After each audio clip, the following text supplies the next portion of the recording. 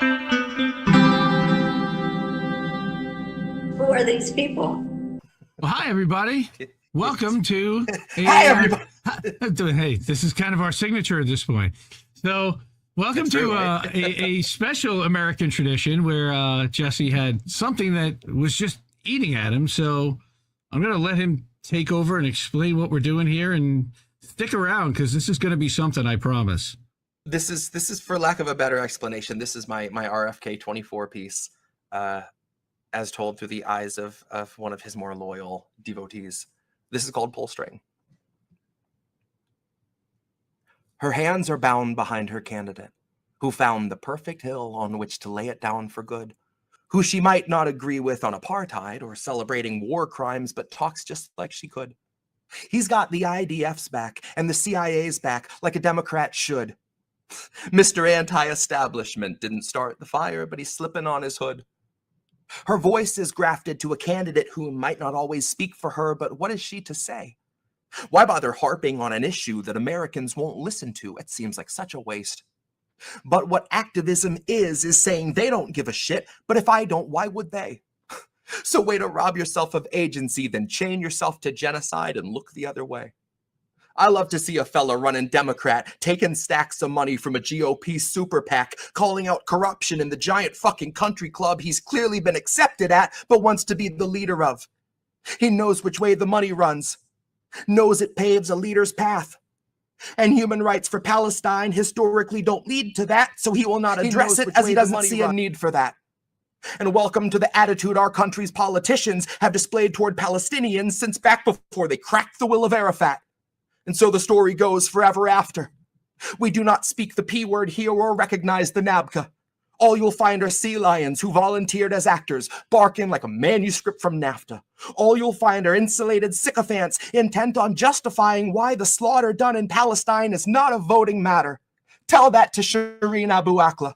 Tell that to the children growing up inside a city where the walls are made of shackles. Tell that to a mother who is burying her baby, how her son is not our problem because we'll never see his grave. He's just a topic we can mute, or we can scroll right past his face and all the videos of mourners being beaten at his wake. So stuff your poll on what the average voter sees as urgent. They don't get to know the half of what we use as our detergent when we launder all our ISIS cells, our cartels and insurgents. We do not elect the man behind the curtain. We elect the Pullstring diversion. We elect the lesser evil donors pre-selected best to do unto the Arabs as we did unto the Persians, and do unto the Muslims as instructed by the merchant who provided you with HIMARS that can vaporize a person back into the dust in which we all will find immersion. One arms dealer's genin is another dealer's curse on, and both are just a mark that Lockheed Martin smells a purse on, and voters are the hollow thralls that Congress put a curse on, to vote against their interests every 4 years till they die. And if you show them Palestine, cry better them than I. Though the curse of occupation's taking place within their mind, they will always love their prison long as they are shown the sky. They will sing about their freedoms under Apple's watchful eye as puppets dance and sing should you so pull their strings and wires. They will rally round a man who bears a torch and bears it high and believe him when he tells them that he's here to stop the fire. We are cursed to love our prison and keep lifting up our liars. We are not behind the wheel, we're being crushed beneath the tires, and our blood is in the oil and the plastic on the wipers, and our blood is on the hands of those who cranked inflation higher. And blood is on a vest where press can barely be deciphered, put there by a few Israeli snipers who were aiming at the center mass of truth about American desires. You can sell us any story. We're a nation built of buyers. And we love a good parade. It always makes us feel inspired, like who cares that those were Nazis? Gosh, they had the whitest smiles. So I wouldn't bank on sequels to the Nuremberg trials. If they happen now, they would be confidential, Pfizer style. Redacted paragraphs and empty vials. Close to 80 years before they have to share their files. Luckily, your lesser evil logic lets you justify the nations we've defiled. Lesser evil logic lets you cast a vote for someone that you know is truly vile.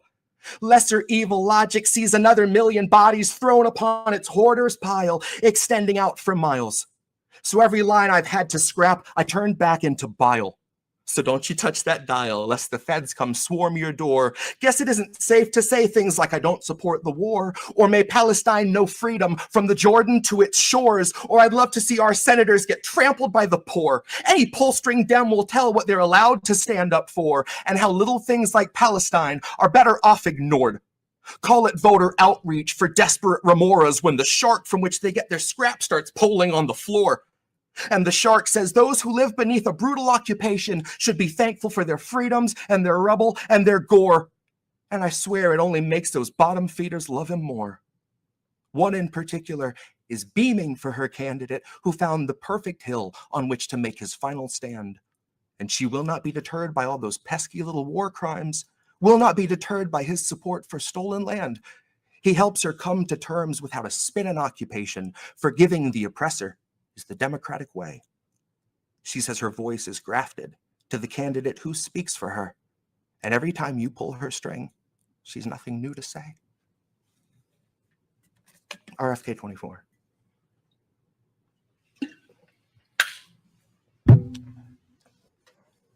Oh, I think we could drop that mic now.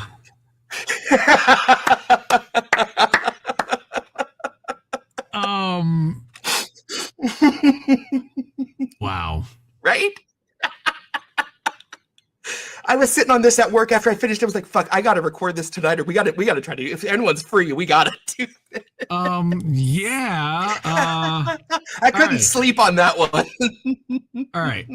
So there were a couple of things. First of all, I love how that you tied the Pullstring thing into whoever is going to be president anyway. This wasn't just about the sycophants, but about the fact that exactly they're all Pullstrings. He's running to be the Pullstring himself. Yep.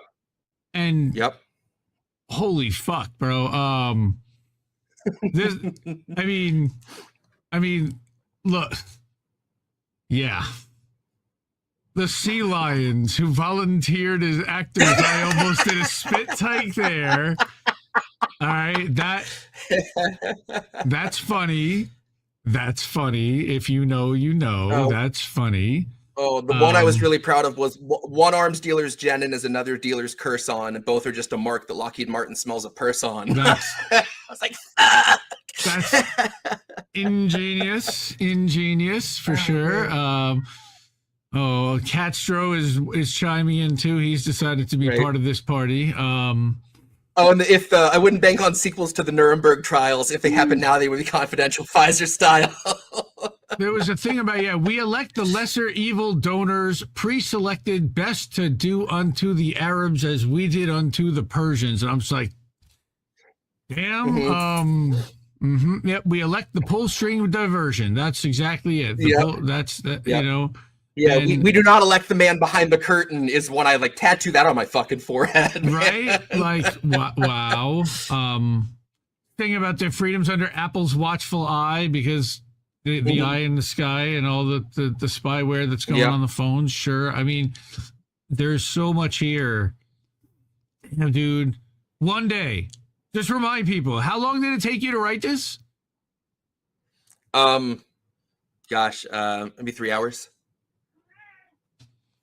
Like sat down with a blank with a blank notes and started. Oh no, it was while I was loading trucks. I was just like a few lines at a time. I'd stop and fire up, type them in, and then drive for another minute, load another pallet, go, oh no, there's my rhyme, and then I'd quick type it out and then drive a bit more.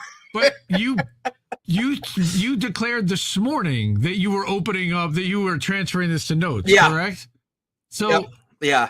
And it was about lunchtime all of a sudden. Like I had 12 verses. Like I went off, dude. I really did. But for everybody that doesn't understand and that's listening and that thinks, wow, it took him months to write something like this. No, he wrote this like this morning, like, and then delivered it like that. Just now. What? Unbelievable. Jesse Jett, ladies and gentlemen. JC Jett, ladies and gentlemen. Unreal. I marvel. Donate, support, like, share, subscribe. Hook this man up, because holy crap, look at this. Look at look at that. So, Yeah. Wow. No, Indy left. What is happening here? To check out IndependentLeft.news. The Indie News Network. Indie Left News. Oh, hey, Indie Left. IndependentLeft.news. Great work. Indie Left News. IndependentLeft.news. Independent Left News. Shout out to Independent Left News. Shout out. Oh, what's up, Independent Left? Friends show. Thank you, IndependentLeft.news. The INN, Indy, you're wonderful. I think Indy was onto something. Independent News Network, Indie News. Yeah.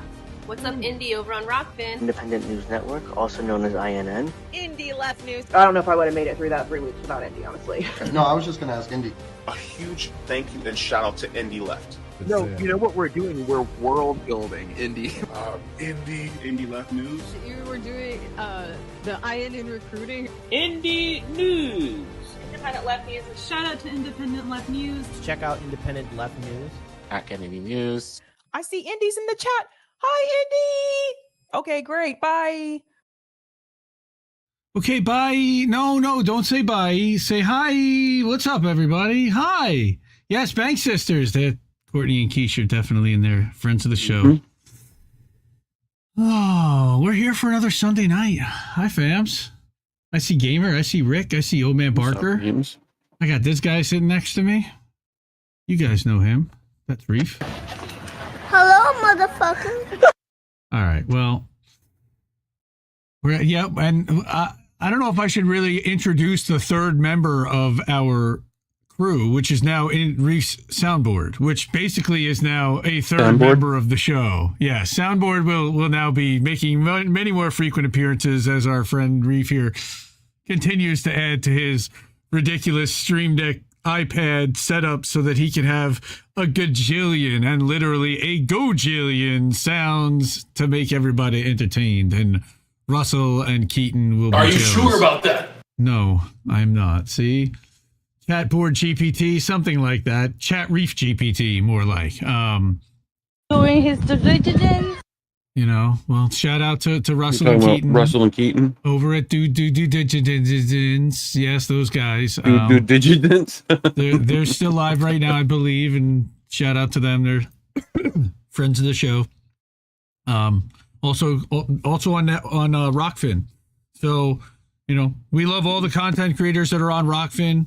Premium, $14.99 a month. Everyone knows about it. Rockfin.com/IND Left News. That's where we are tonight. INN also has a channel, rockfin.com/INN. We are not over there tonight. I don't put the crypto, and I don't do Rockfin Rumble to INN channels. I just do that to Indie Left channels. So I need to clog up 2 channels there. Crypto.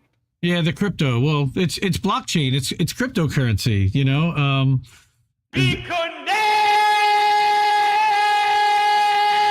Oh my God. What? I see a couple of folks in chat talking about fertilizer and growth and gardening, and I don't know if you check it out follow us on Twitter, but I've been doing some gardening myself and growing some tomatoes. I'm very proud of my tomatoes, and Reef is sick of me hearing me talk about my tomatoes. But oh my God, I could never hear about tomatoes again. Thank you. Yes. No more tomatoes. Just follow us on Twitter for great tomato shots. So anyway, yeah, we're here to do a show on Sunday night. Hey, how about that? It's been a busy week at INN. Everybody check out the INN Substack, indienewsnetwork.substack.com. Put out an article on Saturday morning about 8 o'clock, and that was the summary of everything that all the INN members did throughout the week. Just as a quick summary, real quick, Tara started a new radio show on TNT Radio. Congratulations to Tara. Go follow her over there. 9 a.m. Eastern time in the morning for 1 hour, Monday through Friday with Chris Ems on TNTRadio.live. So now INN has 2 members with 5-day-a-week, 1-hour radio shows over on TNT. That's really cool. Also, Misty did a guest appearance over on Fault Lines, as well as one over on the Critical Hour. Those are all over there. I also wrote an article over at the INN Substack after I put out that update for the rest of the members, so go check that out too. That was summarizing all the UPS Teamster stuff we did last week. We have a postscript to that here tonight. But is it a boxer bull? Oh, they're talking about dogs. Oz the Boomer is in chat. What's up? Oz? Pity. Yep. She's a mix. Oz the Boomer has Beauty and the Boomer Saturday nights, 10 o'clock Eastern, 7 Pacific. Check that out. A lot of fun. We are contributing associate producers to that show and have a lot of fun watching Oz and Shanda. And if you can, Shanda's actually trying to raise some money on her GoFundMe. If you go to at Shanmasta, CHANMASTA, at Shanmasta on Twitter, I believe she has pinned right now. It's a GoFundMe so that she can get to Washington to see the rest of the Roar Media crew next weekend, and they can have an in-person get-together. So if anybody has a couple of bucks to throw Shanda's way, please do. I really appreciate it. Love Shanda, love Roar Media and Oz. But yeah, we have a lot going on this week. We also had episode 2 of Nobody Wants to Work Anymore with me and the Snow Himbo. Love doing that show. It's a lot of fun. Yep. Boats is now running as its own Friday night show and doing well. Shout out today to the Big Mad Crab, who was out in New York City and filming the peace rally in front of the United Nations that was put on by a ton of different organizations and sponsored. There weren't a whole lot of people attending, but really appreciate the people who were there that put in the time to do that. All right, so we got some stories here. Let's start with, hey, how about that? This is our Substack, in case you didn't know, indiemediatoday.substack.com or indiemedia.today. You can get there as well. It is a magazine style, so this is a pinned tweet, a pinned post, and then as we have different segments, all the clips from How Do We Miss That are here. Live stream alerts for when we do go live are here. And why isn't the one from tonight here? Oh, because I didn't refresh it. If I refresh, right, watch this top corner. Hey, how about that? This is for tonight's stream, and you have the stream embedded, as well as all the links to watch on every other platform live, summary of what this is about, how to find me and Reef, and how to find INN, all the credits, who's helping put this together. And we put one of these together every day for every clip and for every live stream for INN, for How Do We Miss That? If you miss any of the clips or any of the segments, you can always go here to How Do We Miss That at the top of the webpage, and you can click on any of the links, and they're all titled, and they link to the Substack for that specific day with a clip that you can watch and all the references and links and everything that go with it. But today we're here to talk about episode 91, and we're going to talk about a few things. Yes, thank you. Oh no, that's for the dog. Not Dog you. sneezed. I know. I was dog kidding. sneezed. I was kidding. So we're going to talk about the health insurance industry, and amazing that people who have health insurance still are foregoing and delaying treatments because they can't afford it. We're going to talk a little bit about labor this week and summarize what's happening. Amazon, UPS, Teamsters, SAG-AFTRA, Yellow Freight, and others. Leah, Remini, and Scientology. We're going to have some fun there. Dark Side of Making Electric Cars, a more perfect union, as well as a op-ed from an East Palestine resident who wants Joe Biden to visit and to bring FEMA along with them. And then, of course, we're going to have boats tonight after that as well. So these are some quick stories tonight. Yeah. That I wanted to get to. And this is, again, at indiemediatoday.substack.com. You can see all of these. And afterwards, we'll have all the links to all of the every article that we have, and anything that we reference will be here. Hey, speaking of which, speaking of referencing and crediting, we had INN for the second straight week had a much larger outlet in the independent space, quote unquote, well, in this case, independent, use our footage and not credit INN. Hey, how about that? So we've reached out to Bree Joy Gray and Bad Faith, who used our footage with Shmuley. Reef's having fun with puppers. So we reached out to need to take her out to Bree and Bad Faith, who did use our footage. She had an interview with Omar Badar, who we like, and used our footage and overwrote and overlaid our logo with the Bad Faith logo. That's quite bad faith, as well as journalistic plagiarism. So we would like her to at least give us some credit. If not, pull the video, re-edit it, I get that she does that all the time. Her show does. But if you're now continuing to willfully do that, that is just dishonest and wrong. So if there's somebody else's logo there, either give them credit, move your logo so that it doesn't overwrite theirs. There's plenty of things that you can do to make that situation right. And now you're just willfully not, and it's just wrong. So No. Exactly. So let's get to our first story about how not aid, but insurance isn't even enough. And holy crap, this story kind of broke my heart a little bit. This is from our friends over at Capital in Maine. Mark Kreidler, earlier this week. Americans with health insurance. Capital in Maine, attorney at law. Yes. That's Blumenstein and Rubenthal. Blumenstein and Rubenthal. That's you right. and you get it mixed up now. No, I did that on purpose to screw with you. Americans with health insurance are increasingly putting off important medical treatments that they can't afford. While, of course, health insurance CEOs pocket millions while citizens can't afford to pay out of pocket. And I was like, I haven't really heard very many people talking about this. It's ridiculous and heartbreaking and angering. Let me make this a little bit bigger. We can see it. All right.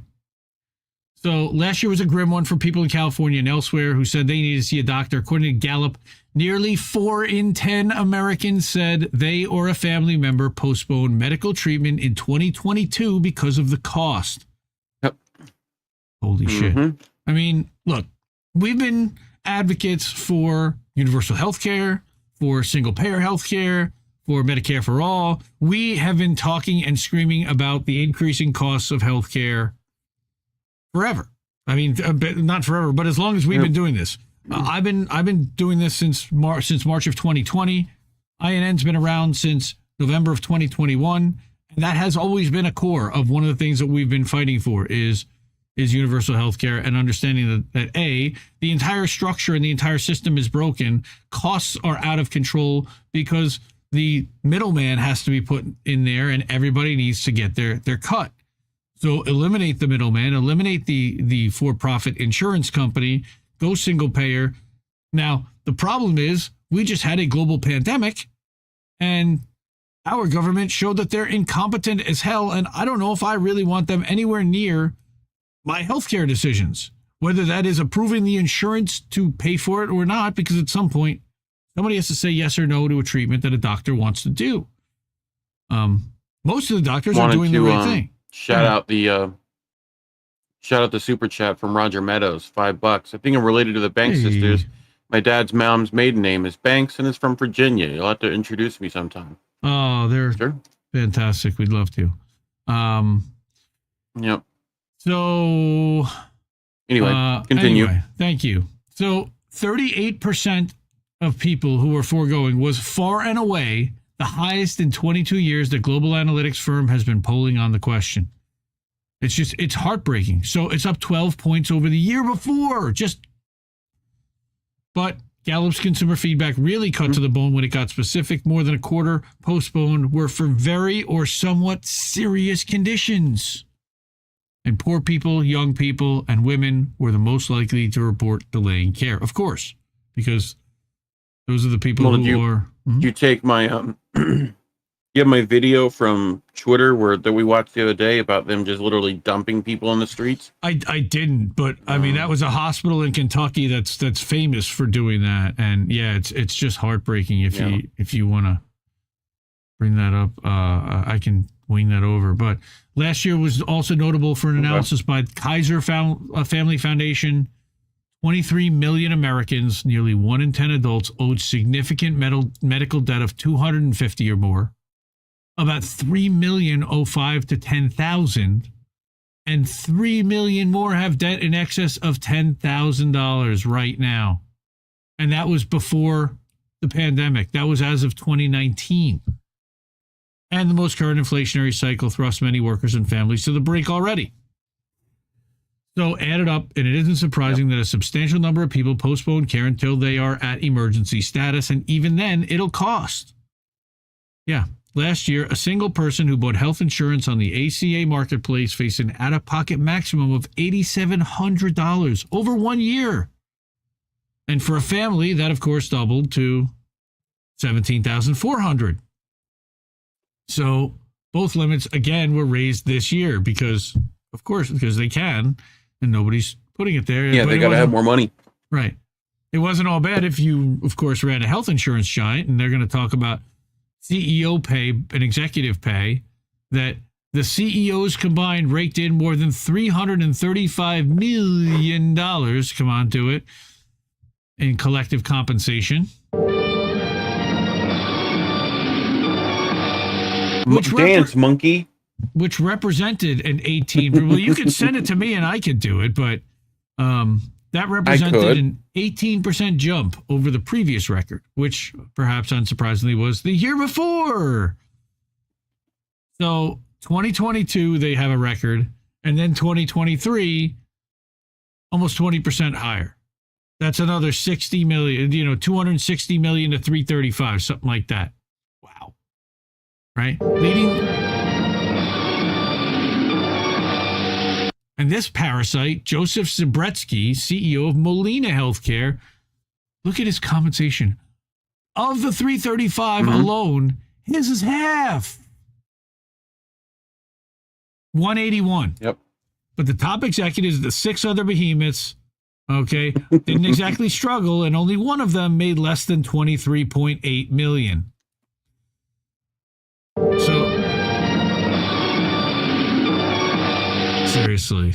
So Wendell Potter, former Cigna VP, we've all known Wendell Potter. He's been calling out the insurance industry basically since Bernie started running for president and screaming about how much they're bilking the public. All right. He noted that he finds long lost withered brother. Stats reporting. Wizard brother. Right? Wizard. Wendell Potter, yes, he's a wizard. You're a wizard, Potter. But he finds stats reporting the most accurate because it calculates the pay packages, all right, in a way that reflects how much the executives gain on their long-held stock.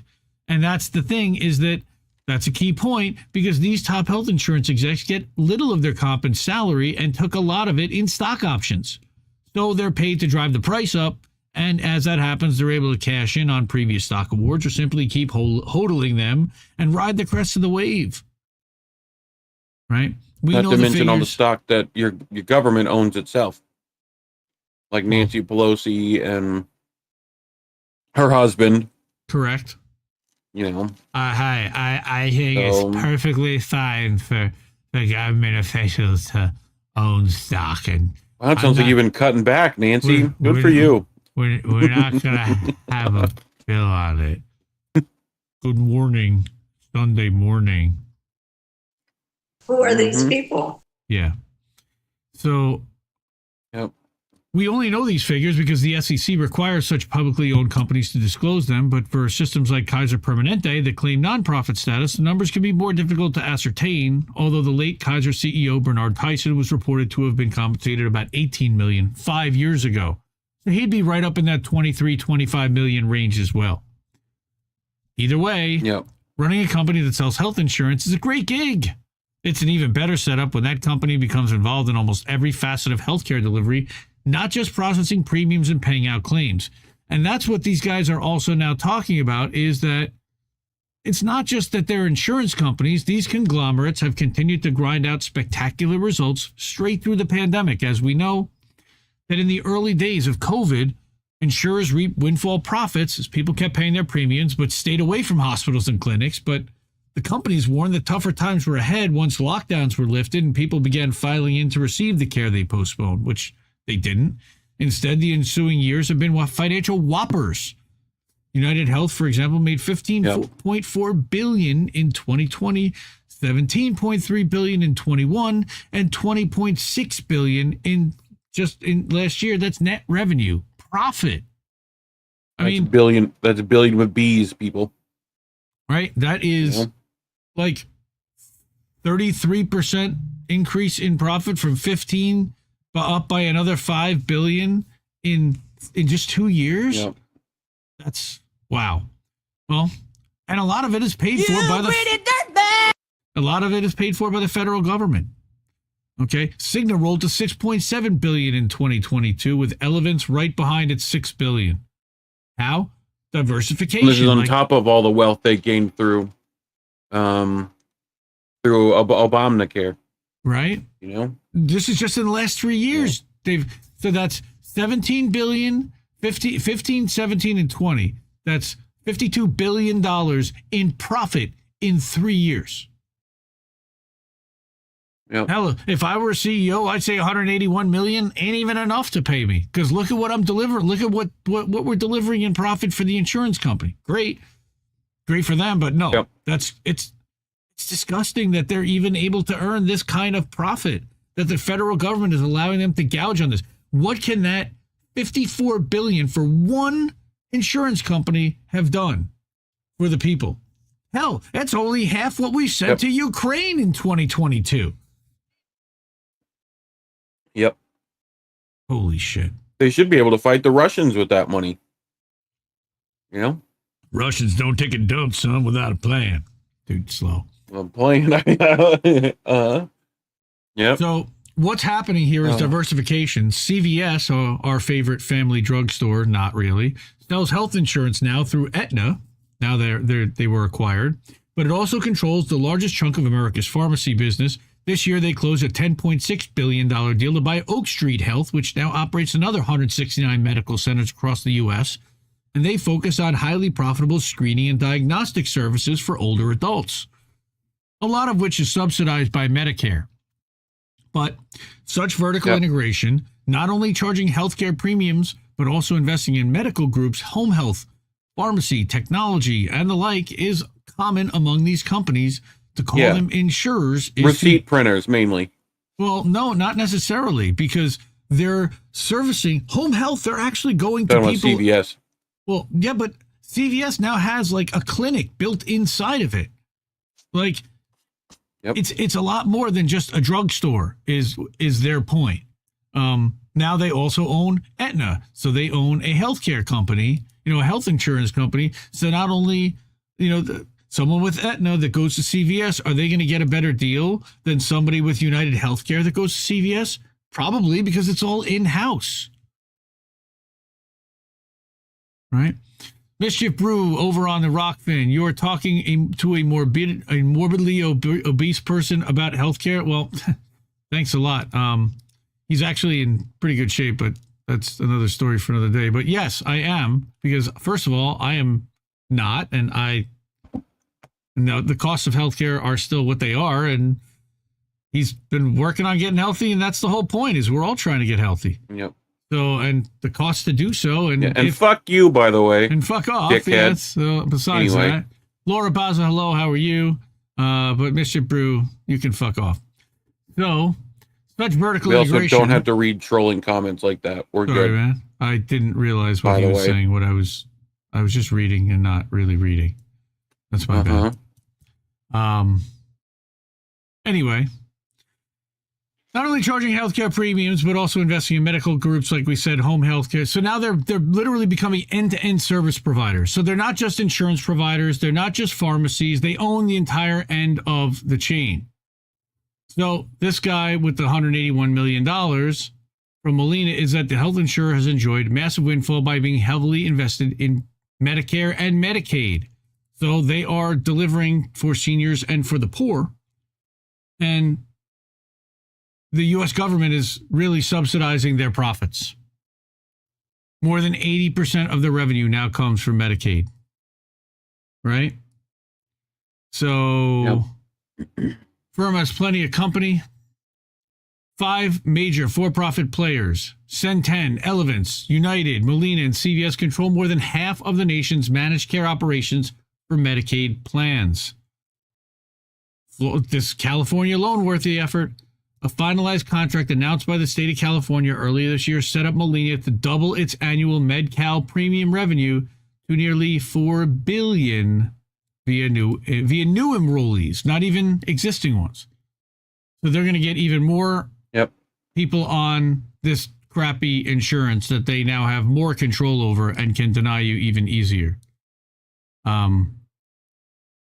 The giant health companies are still in the insurance business, and that's only part of the story.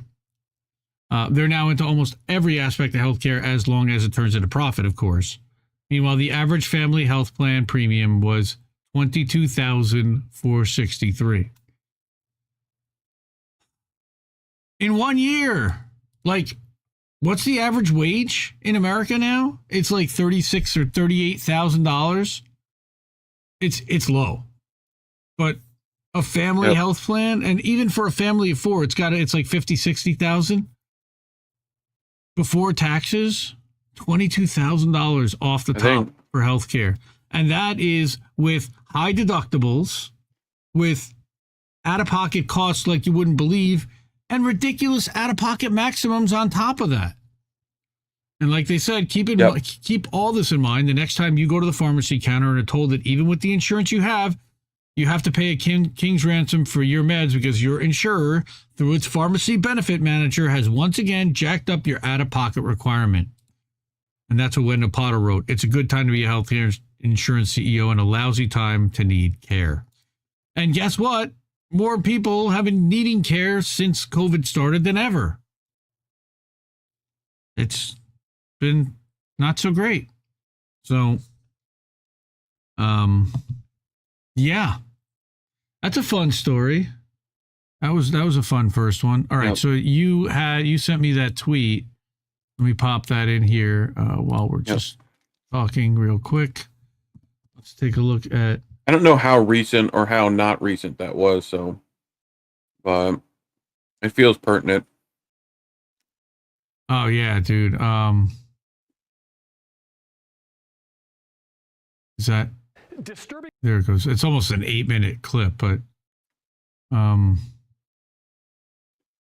Yeah, I don't know if I want to have to play it, but 8 minutes, no, but if you take a look at this, this is a tweet from Reef from the other day, and it's a video from Wave News in Louisville, and they literally are reports of hospitals downtown dumping patients in downtown Louisville, and then just leaving them on the street. You know, it's gross, and they interview some people about it, and just heartbreaking and depressing. Welcome to America. We live in hell. It's pretty bad here. You know? All right. Cool. So, I think Sabby covered that. Actually, the hospital dumping one. Yeah, I think I remember seeing her do that. Yeah.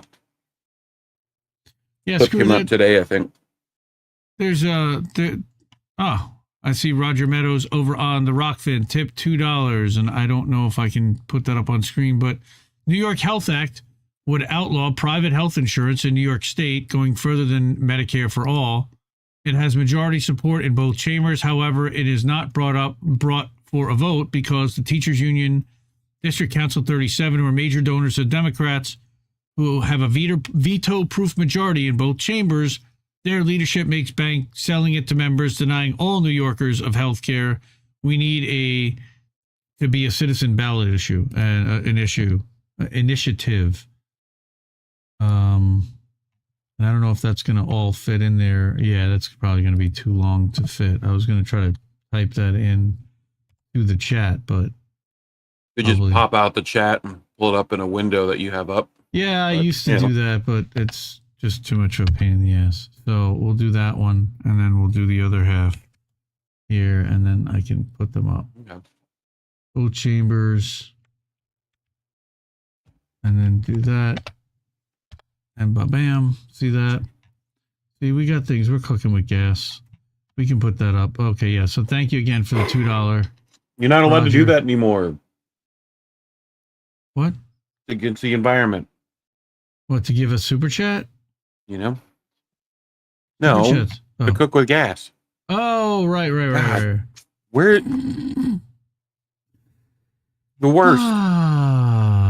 There's no paying attention. We have good weed in this house, at least. We do have good weed in this house. I hope so. Yeah. And now we're going to get to Reese's favorite. It's okay. He's blonde at the roots. We're going to get to Reese's favorite part of the show. Labor. Reef loves it when we talk about labor, but there's a lot actually to talk about. 9 hours of it. Well, there could be, because 8 pounds, 10 ounce baby Jesus.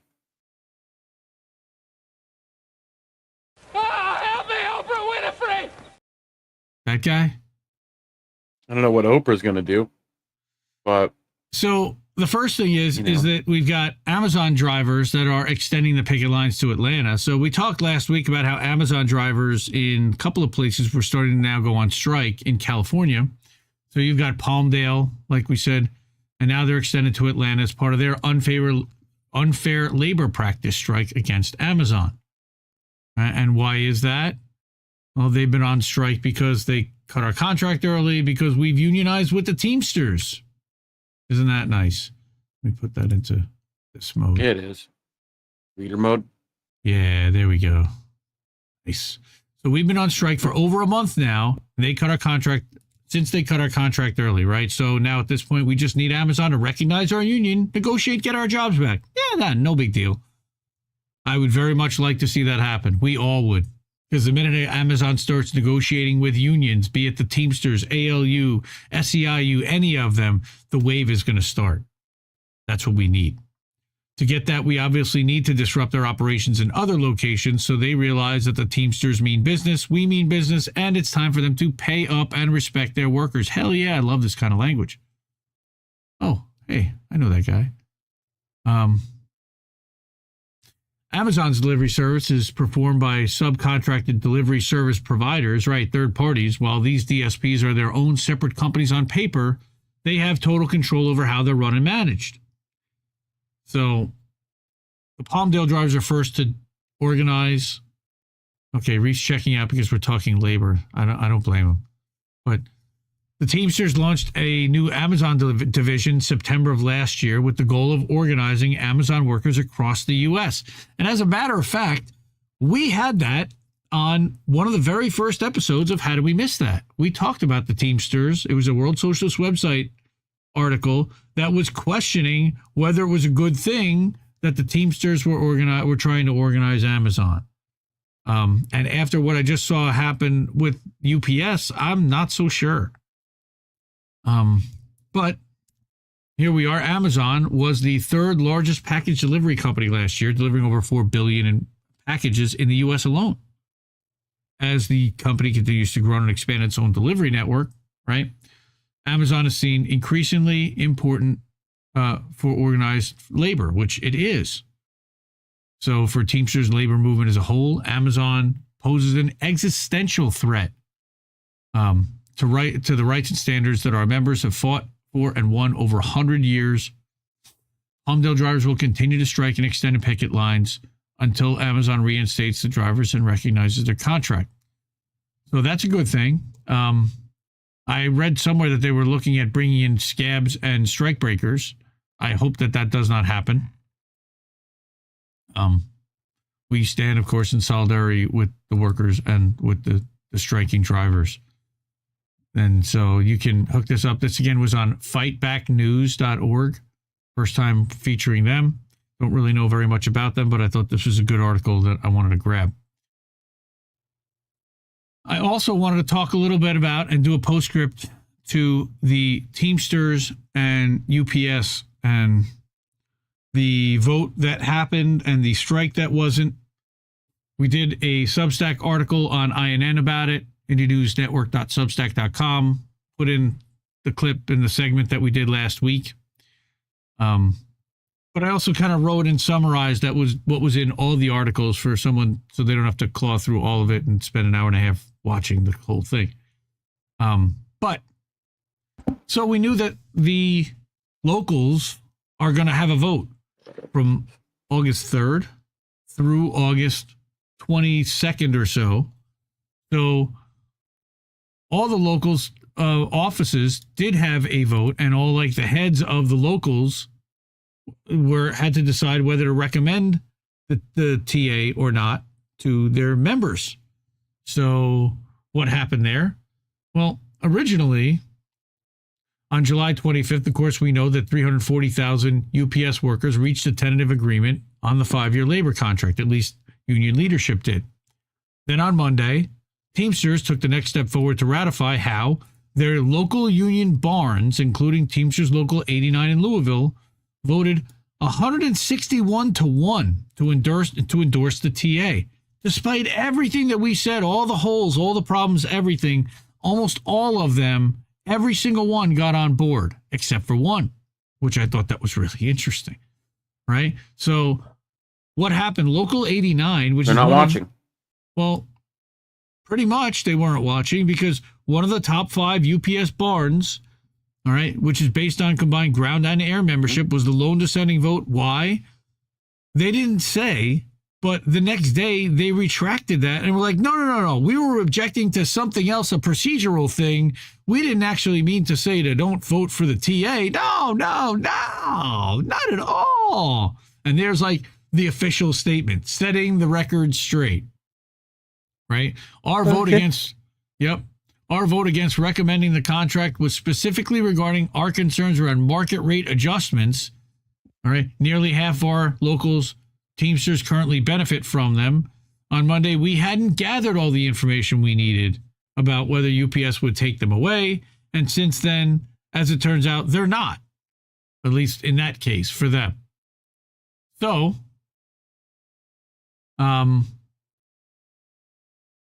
yeah. They all got on board. 162 to 0. 162 to 0.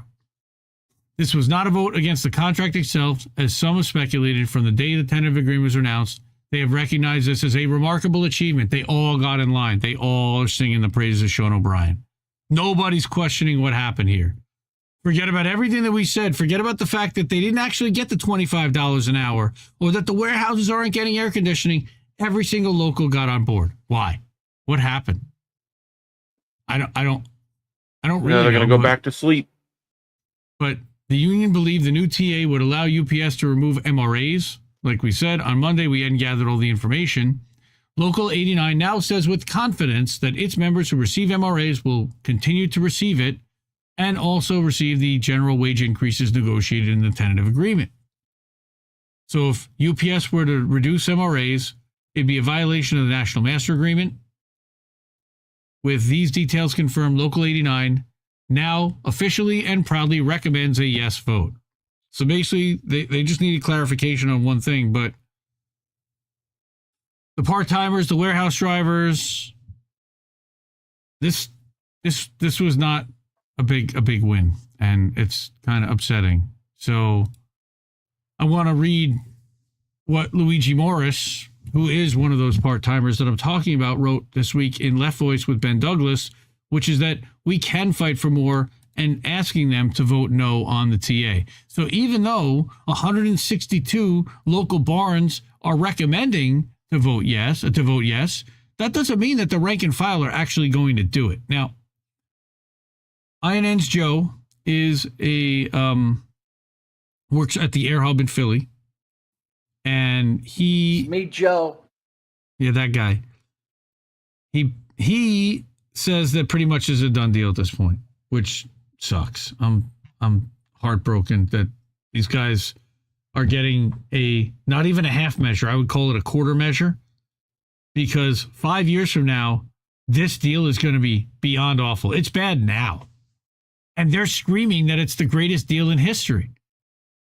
Right? So last week, 6 days before nearly 350,000 UPS workers were set to strike, the leadership of the IBT announced that they'd reached a TA with the company for a new 5-year contract. If UPS workers had gone on strike, they would have joined nearly 200,000 writers and actors currently on strike, fighting for their rights. Right? Workers will now read over the agreement and vote between August 3rd and 22nd to either ratify or reject it. The contract has been hailed as a historic win by union leaders and Democratic Party politicians, but in many respects, the contract falls far short of what workers deserve. Also, what the barns promised their membership, by the way. They promised, and they said $25 or we go strike. All right? Which a lot of them aren't really getting. None of them even are. win this deal, right? None of them, even after 5 years. He says, we are UPS workers. Luigi works as a part-time warehouse worker, and Ben is a former driver who's fighting to get his job back after being fired in retaliation for his union activism. We've been involved in strike preps, discussing with our coworkers, participating in union meetings, and flyering at our workplaces, sometimes as early as 3 a.m., while many part-timers clock in. We've been moved by the unprecedented support from students and other sectors of workers standing in solidarity with our demands, and by the practice pickets that gave the bosses a taste of our power. We are happy that people are finally talking about our terrible working conditions and the massive profits made from our labor. $8.6 billion in stock buybacks last year alone that could have gone to give these people more. As we continue to parse through all the details of the full tentative agreement and discuss with our coworkers, especially the most precarious among us, like warehouse drivers and helpers, it's clear that despite some important advances, this contract is far from historic and falls short on many counts, especially for the part-timers. There are 200,000 of the 340,000 are part-timers. The majority of the workforce is part-time, yet they're not really getting treated like they're the majority of the workforce. Right? So throughout the contract and strike campaign, our union has emphasized the need for us UPS workers to push back against the divisions of our classifications and fight with one fist. Just last week, Teamsters posted, right? Full-timers are standing up for part-timers because we are one union, no one gets left behind. It's time to make good on that promise. Well, Unite we our heard that ranks, before. right, and fight for a no child left behind, right? And so in that spirit, we urge our Teamsters siblings to vote no on this tentative agreement and use this unprecedented momentum to fight for a contract that truly leaves no one behind. Now, there have been some gains made, and he's conceding that for decades, UPS Teamsters have been subjected to concessionary contracts brokered by the old leadership of Jimmy Hoffa Jr., who cared more about playing nice with the bosses than delivering gains for the workers. Wages stagnated, UPS workers earned less money for the same work, conditions severely deteriorated inside the warehouses, and not only for the part-timers, but also for clerks, full-time helpers, and 22.4 drivers who were working terrible split shifts to avoid complete layoff. And we talked about that classification, which would be eliminated. So this contract campaign brought out important new energy into our ranks as we face the possibility of harnessing our power, not only to roll back previous concessions, but also to fight for more.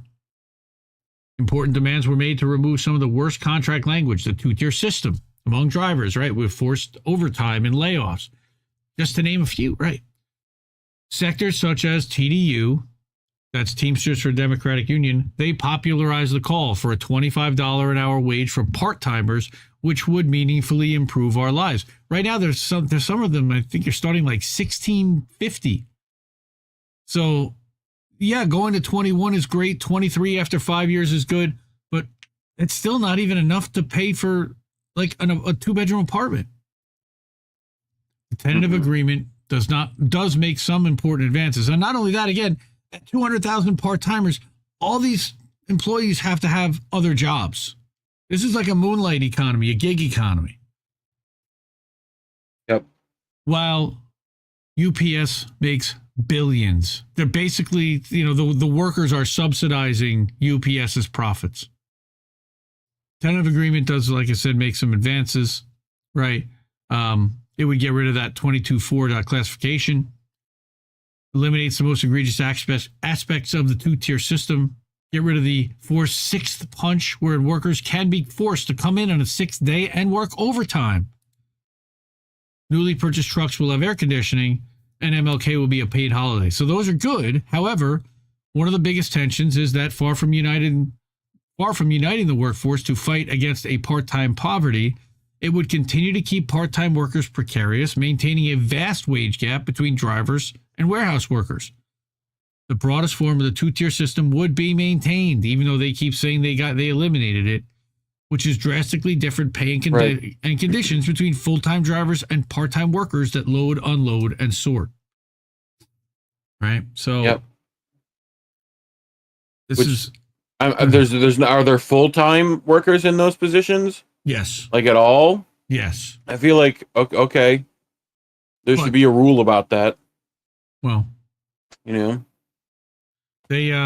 there are no rules on how many they have to have. And that was also part of it, was a number of part-timers that would be converted to full-time status.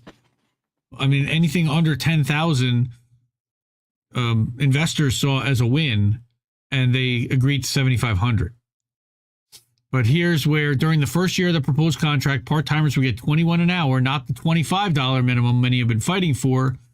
And additionally, the catch-up raises for workers with seniority would only amount to 50 cents for every 5 years of work. And these raises would be capped at $1.50 after 15 years. So you can only get $22.50. So part-timers who've been at UPS between 5 and 10 will go up to $21.50, which is just 50 cents more than a new hire. So why? Well, because that's the two-tier wage system. But experienced drivers should still make a little bit more than their counterparts, more than 50 cents an hour more than new hires that are completely inexperienced. The issue is that it's all part-time gigs, so there isn't any experienced positions in that, right? Right. You know what I mean? Like, if a majority of it is new hires, then which they're doing deliberately so that they don't have to pay people. Yep. They're more than willing to have turnover. Yes. And more than 100% turnover. They're hiring and rehiring people back. Right. Yeah. In order to be able to meet this goal. We had which tells you the quality of work in the area anyway. We had another chat that I missed over on the Rockfin from Roger Meadows from earlier. Roger. And he says, when I was taking $3 when I was. Yeah, that's the one. Yeah, $2 to tip. When I was taking 3-hour trips upstate to Albany to witness people testify in front of the New York State Senate, was doing around the New York Healthcare Act, I remember that there were emails recovered by private health insurance with the executive boards or whoever in charge handed down these memos addressing those dying to drag it out in court until they die so we can just write it off. Oh, and then he's got another one. Yep, time to bypass. Roger Meadows with another $2. Ooh, okay, you can read that. Time to bypass unions in the private sector and go straight to worker cooperatives.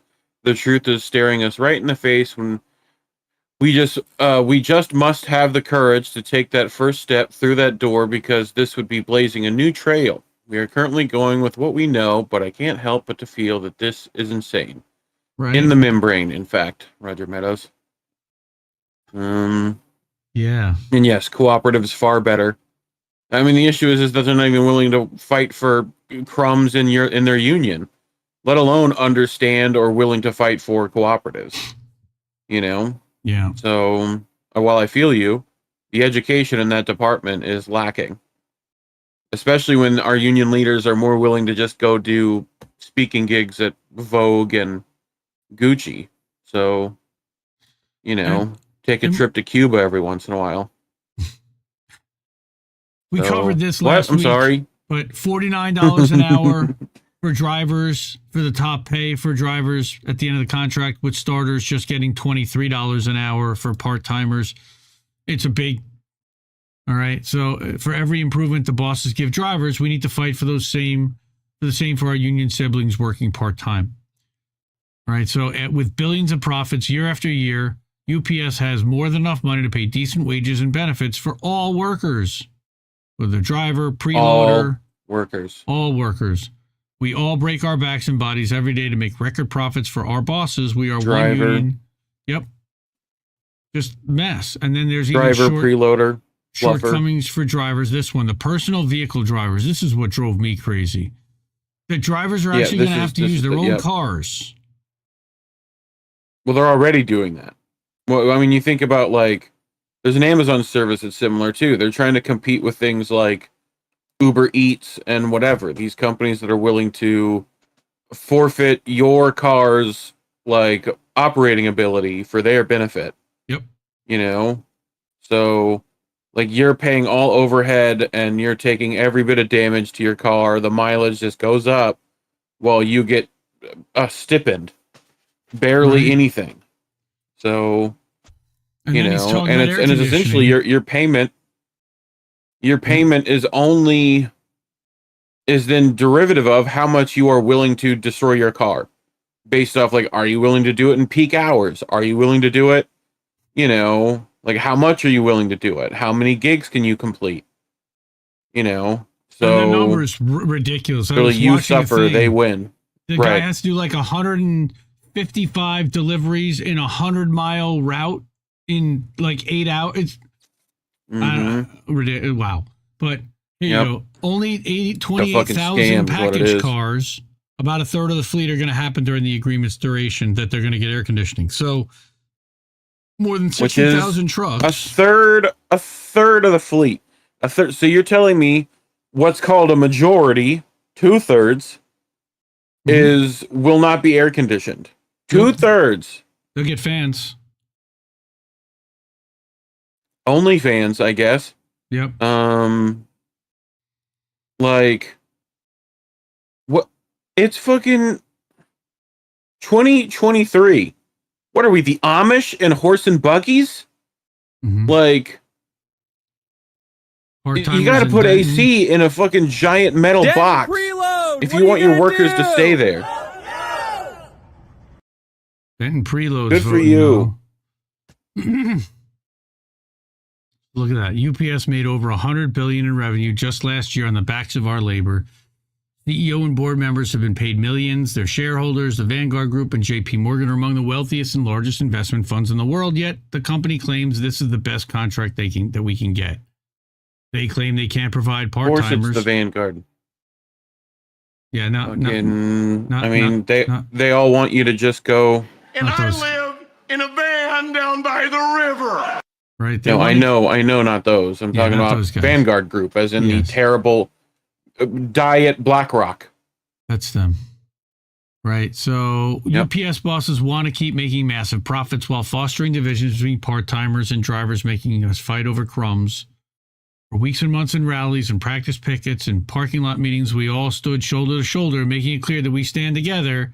And then Sean O'Brien caved and it all disappeared. But here's our list of demands. AC systems in all cars and warehouses. No more PVDs. Longer breaks for part-timers. At least 4 hours of guaranteed daily work. They're not doing any of these things. And we're not alone in this struggle. Already from New York to Texas to Georgia, UPS workers across the country are beginning to organize that fight. Good. So this guy, one of these photos, I think it was this one, from this tweet. We've seen these photos exactly, I think. Yep. I used one of these last week. I think you brought these up last week. Yep. I think you used all 4 of them in the show. It was from that tweet that he had that in. No, right. That was after our show, so I don't think so. Huh? No, it was the 30th. No, it was definitely. 30th. I remember the X's. Yep. Well, a lot more people are doing the X's. At least 2 of them. So, on top of that, there's our X's. We also had this, which is UPS drivers are sharing the thermometer reads from inside their trucks. 117. Yep. 117. And I want you to realize that's the back of the truck, right? The front of the truck might be worse. The back of the truck is where your loaders, your preloaders, your offloaders, like those, that's who are in there. Like, a goodbye chocolate if that's what you ordered. Like, everything's melting in there. Oh yeah, they're that's ovens. Prolonged 117. You could like cook food at that temperature. Basically, yeah. Like, that's why they put stuff in like dry ice. If you don't pack it in something like that, I mean, wow. Like that next one. What is that next one? Surface temperature 1. It's like 121.4 something. It's 121.4. It's 121.4. But that's cut Jesus off there. Christ. Yeah. It says UPS CEOs would I never say make those working, fuckers work in a 100-degree office. Right. But they can't even turn the thermostats up that high. And the driver shouldn't have to either. In Minecraft. Right, in a game. Don't worry about it. The other thing is, Mike over at Payday Report was talking about WGA and SAG-AFTRA. The studios and the writers were returning to the bargaining table. So that's not SAG-AFTRA. That's actually the Writers Guild. There's Jack Black on the picket lines, and apparently he's been doing like getting truck drivers to pull their horns, and everyone seems to love him on the picket lines. But after a 3-month pause, they returned to the table. Jack Black. Right? The studios. This guy. Shove it up your ugly ass. No, wrong one. You can kiss my ass. No, I'll find it. It's somewhere. Keep going. Okay. Wrong guy. Desperate for content for the fall TV schedule, some studio executives are now starting to push for a deal. Hey, how about that? The AMPTP, through Carol Lombardini, reached out to WGA and requested a meeting. That's good. We'll be back in communication. It's still being determined if these talks will result in a deal. They didn't. During the strike, studios have gone on a hire spree for AI specialists, with some making as much as $1 million a year. Bless you. Many union organizers worry that these studios are trying to beef up their AI capacity to put more stress and to put more pressure on the writers. But it certainly appears like these are high-level strategic positions based on the kind of compensation being offered in terms of a broader AI strategy or focus. That's not something we've seen prior to now. Yeah. So union leaders would say they're prepared to stay out for as long as it takes. I like hearing that. And we have financially prepared ourselves for the next 6 months. You have to do it in Fran Drescher's voice. Sorry. Yeah. Right. And then you had Wabtec, which is one of the locomotive companies they sued. They're suing. I found it, by the way. Up your ass. That's it. There's your Jack Black thing. Just to remind people, Jamie Lee Curtis, not such a great response here, was asked about the strikes. Say that I hope that both sides see the value of continuing conversation. The issues are real. And my hope is that no one will be happy with a settlement, but we will get back to work. And that's just the nature of a settlement, is both sides aren't happy. So we're all going to have to give up something to get something. And I hope that what we get to do ultimately is continue our work. And I'm hoping. Yeah, except AI rights and like... My disappointment is immeasurable. Dude. And my day is ruined. Just to remind people, Disney won't give up 0.91% of their revenue to stop the strikes. Netflix 0.091%. Netflix 0.214%. Warner Brothers 0.108% of their revenue to stop the strikes. And Paramount won't give up 0.148% of their revenue to stop the strikes. Solidarity with the Correct writers. me if I'm wrong. Didn't Jamie Lee Curtis switch over to the directing side of things? Maybe. Wondering. Quite possibly. I feel like she might have done a couple. There's two other labor things. Which might make her... Okay. Real quick, two other labor things. I'm enough with Jamie Lee. She sucks. Yellow Freight. Yeah. Man. So we talked about Yellow Freight. We talked about Teamsters and Yellow. Yellow declared bankruptcy. They laid off 30,000 people. And what had happened was the mayor, and this is only a 35-second segment from one of the local news channels in New York. In your business news now, Yellow Freight in Maybrook is closing its doors amid financial problems for the Tennessee-based company and reports of bankruptcy. That was happening. Maybrook Mayor Dennis Leahy tells News 12 the company did not notify the village of their plans to close the Orange County location, but confirms it's no longer in operation. Leahy says it's unfortunate the company fell to financial difficulties. Julian? Yellow is one of the largest trucking operations in the U.S. Its closure has resulted in a reported 30,000 layoffs nationwide. Yeah. Thanks for that, guys. And if you read a little bit more into it, they were given no notice.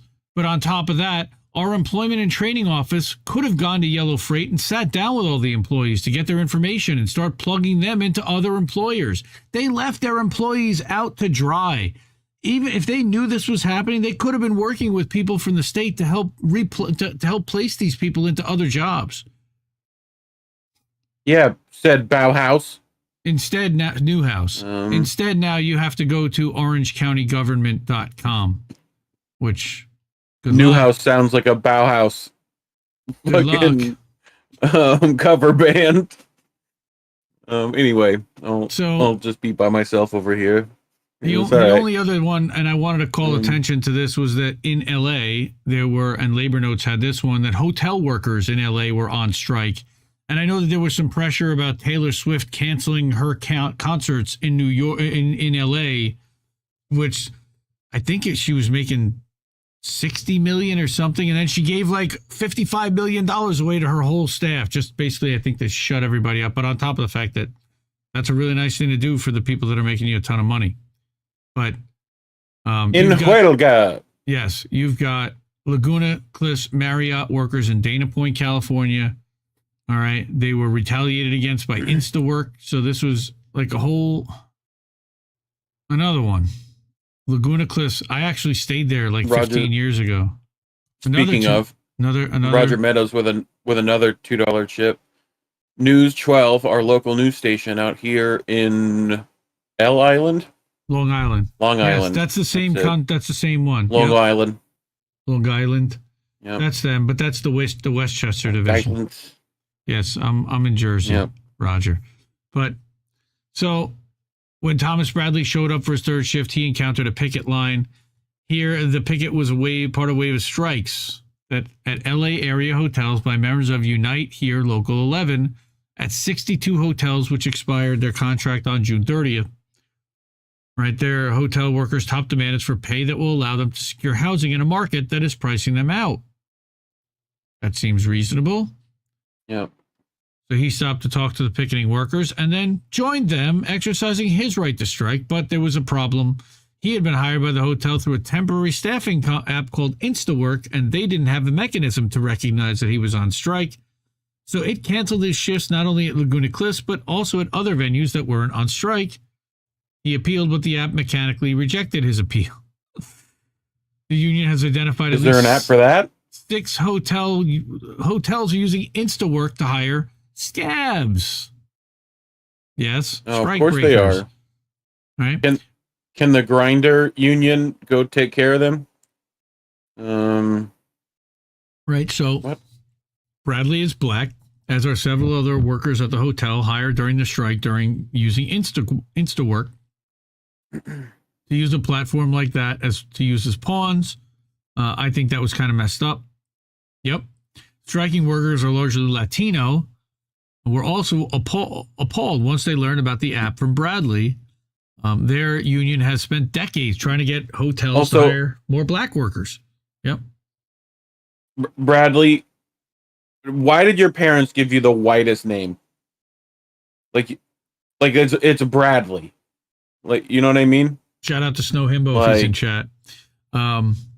Yeah, I mean it's Brad. It's Bradley, Bradlington the third. Well, there are. I don't know. Well, Bradley Beal is a pretty famous basketball player that has.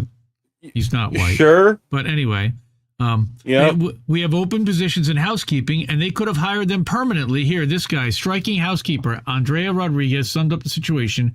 This company brought in African American workers to break our strike, but once we came back in, they let them go. We have open positions in housekeeping, and they could have hired them permanently, but they didn't. We didn't think that was fair. Terrible.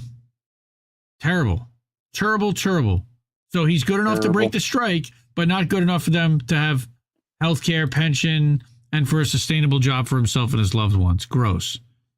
Yep. He's been trying to get a permanent hotel job for more than a decade, and suggested discrimination was the reason that he was passed over. Yeah. They go, this Bradley's white. We didn't expect that. They read the name on his resume. I'm sorry, I'm terrible. Yes, that's yeah. Yeah, go Chase or like Skylar. We could throw Skylar in there for white names. LOL. Bradleyton Rathbone Chad III, Esquire. Yes. That's right, Bad Cookies. Very funny. Yep. Very funny. I'm sorry. I'll see myself out. I'm sorry. Yeah. InstaWork got Insta-worse. It's had so many updates that it's turned into a traditional job. The app now gives businesses more of an upper hand. They can get rid of us anytime, no questions asked. They use a rating system. I'm reading over here, but unlike Uber, in the case of InstaWork, it's the bosses rating you. Higher ratings give you access to more shifts and even pay premiums if you reach the highest level. Oh my God, the worst game ever. InstaWork.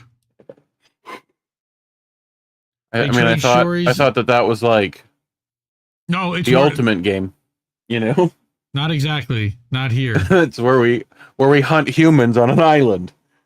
Right. You know? So you've got housing catastrophes, of course, going on because they can't get consistent work, make their bills. All right. The jobs he was getting were so far away from where he lived that he was never at his apartment. He was traveling as far away as San Diego from LA. Housing costs have risen in LA. His housing situation is becoming more common, even for union hotel workers. Right. 1 in 10 had experienced homelessness. Rodriguez said her family of 5 lives in a small two-bedroom apartment that costs $2,300 a month. That's cheap. It's too expensive.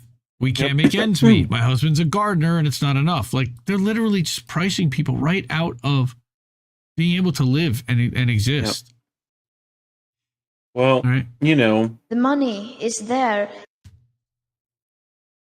Yeah, thanks. If we can save the banks, then we can save the world.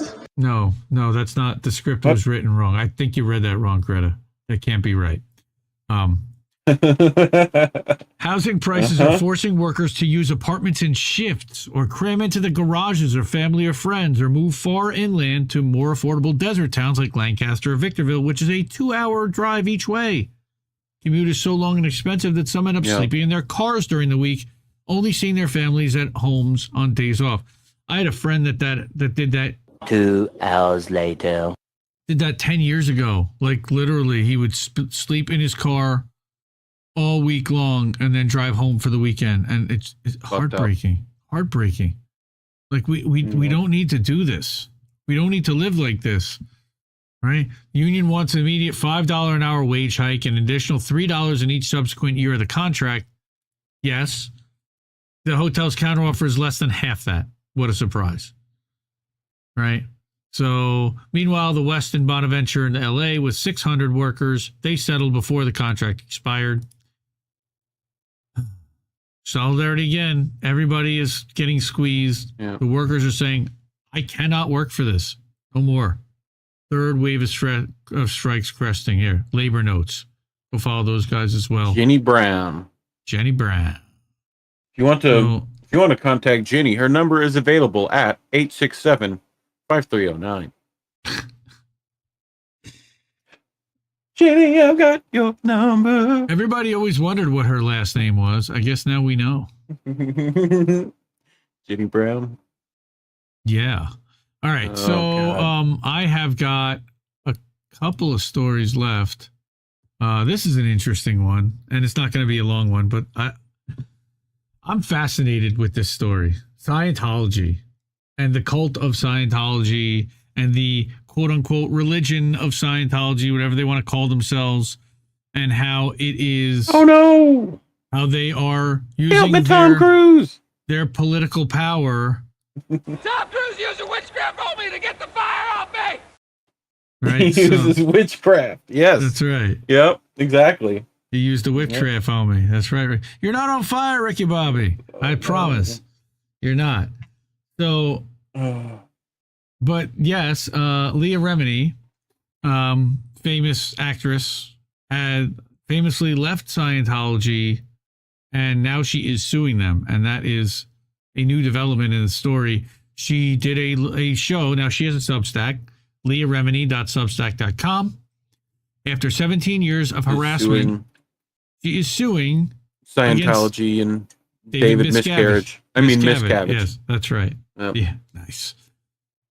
While advocating for victims of Scientology has significantly impacted my life and career, Scientology's ultimately objective of silencing me has not been achieved.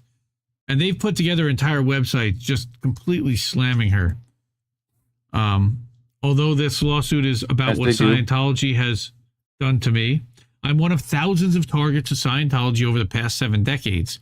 People who share their experiences in Scientology and those who tell their stories and advocate for them should be free to do so without fearing retaliation from a tax-exempt cult with billions in assets. The press has a right. Gonna have a bad time. If you pizza instead of French fry, yeah, you are. The He press. French fried when he should have pizzaed. That's what happens. The press has a right to report about Scientology without facing a sophisticated intelligence operation from Scientology that could destroy their personal lives and careers.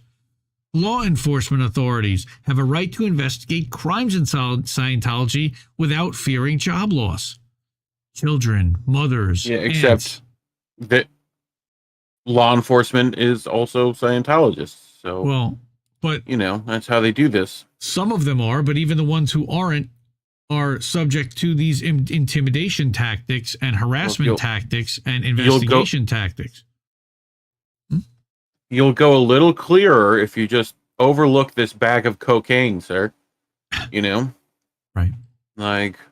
But what she's saying is that children, mothers, fathers, aunts, uncles all have a right to request welfare checks on their family members without fear of an operation activated against them by Scientology for doing so. Those in the entertainment business should have a right to tell jokes and stories without facing an operation from Scientology that uses its resources in Hollywood to destroy their lives and careers. With this lawsuit, she hopes to protect the rights afforded to them and to her by the Constitution to speak the truth and report the facts about Scientology without fear of vicious and vindictive retribution against which most have no way to fight back. And there's a full complaint link below. You can read that.